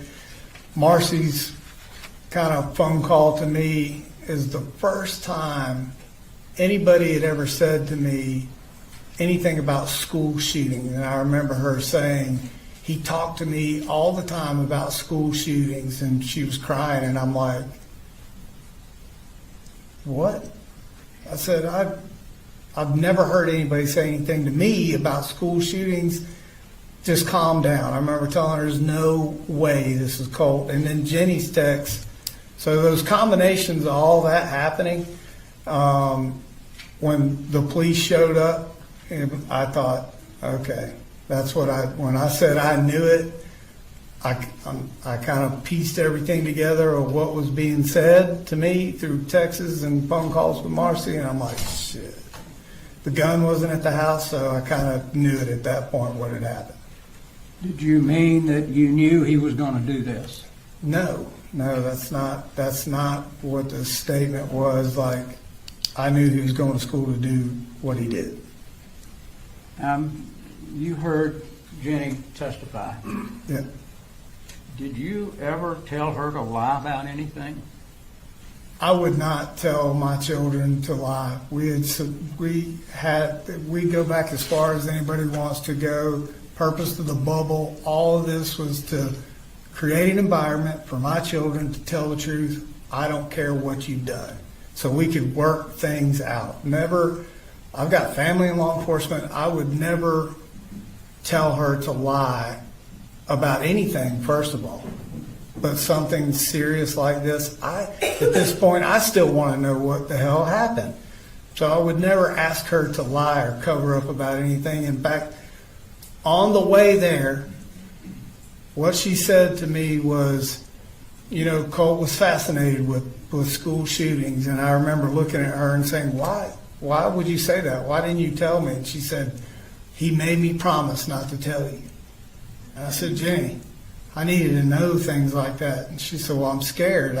She said, do you think this is what this is about? And I'm like, the interview, and they're talking to me and her, and I said, I'm sure it is. Pulled in that parking lot, sat in that truck. She said, how long do you think this is going to take? I'm like, I have no idea. But the last thing I told my child was, whatever you do, don't lie. Just tell the truth. Just tell them what you know and don't lie. That's the last thing I remember telling Jenny when we went in there.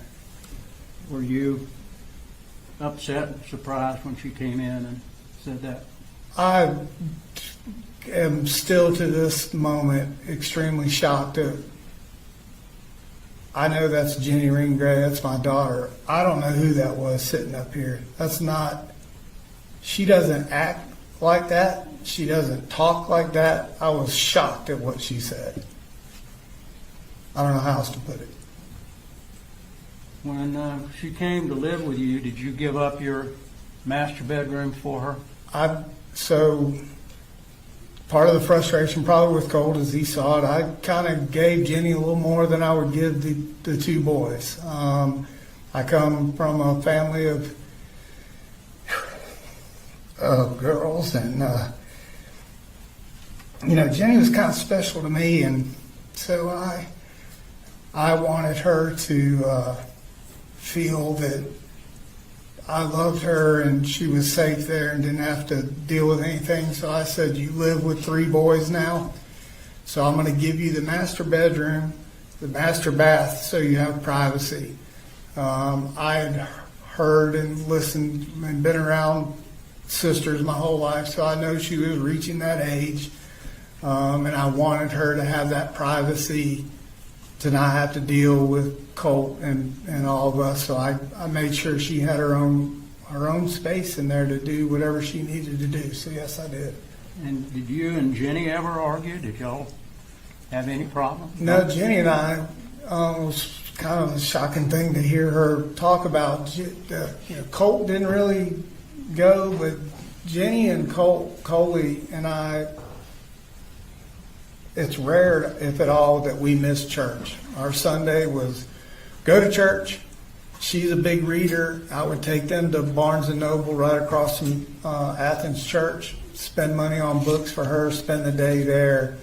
So we just had a really good relationship where she saw what I was doing for her and with her, and bought her an iPhone. I didn't buy anybody else an iPhone. I had to save a little bit longer. She was very patient and waited. But I just tried to do extra things. So Jenny and I really never had a riff, you know, and I could talk to her about things and she could talk to me about things. Jenny was wise beyond her years. You know, she's very calm and perceptive and understood a lot more than people give her credit for. She's a smart kid too. So in my mind, we had a great relationship. Okay. Is there any, if you can remember, any red flag or anything that Colt did that would make you believe that he would ever be capable of doing this act? No, I struggle with it every day. I've never seen that video until yesterday. You know, he's